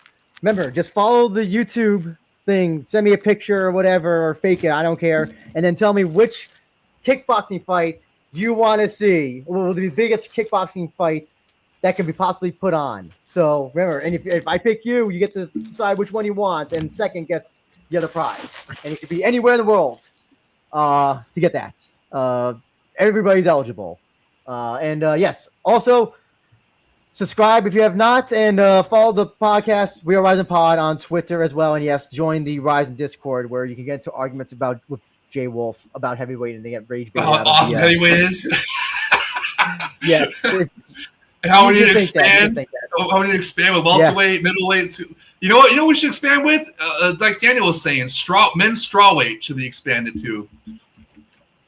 That's more reasonable. That's more reasonable. Get behind that. Drew, what about your sponsors? Don't you have any sponsors anymore? What happened to Shroom Bar? We don't care about Shroom. We can talk about that off there. Oh, okay. no, Shroom Bars. It's like Dustin Poirier lost Budweiser. I lost Shroom Bar. I didn't have. It wasn't a Dustin Poirier level scandal though. I didn't try to fight a cop and tell someone it's going to be bad. It's going to be bad. Wait, anyway, by the way, we do have a comment from Tisan. He says, I enjoyed the show. Thank you for many of you. Thank you, everybody. And thank you guys, Tisan, and everybody that commented. Combat Sports Today News, Hamza, Chris Cushman. I mean, the Falling Star, all the people that were talking and commenting. Really appreciate you guys' comments. It's CJ. a lot of fun. CJ. Oh yeah, CJ. CJ, yeah, CJ, that's right. Yeah. Can't forget CJ. And next Sunday will be the Rizin preview, Rizin 54 preview. I got somebody in mind. Are you still doing that solo? Are you still doing that solo one? I realized I had someone in mind, and I forgot I had them in mind. But I have to. I'm keeping my promise to go. We're going with new guests every year, and I have not had this person on ever. So. You did get a guest. You did get a guest. Yes. I'll do one good. show eventually. I'm gonna probably do one of the landmarks by myself because those will probably be solo worthy. I had to make Sam do the Sendai card, right? That was what you did. You made me do the fucking Sendai card. Yeah. Out of all of them. Yeah. Yeah, dude. You had Sam on and you had Mike on. You can't have both them on, not me on. What are you giving in the stinky stink ass Stamco 96? No, I'm not.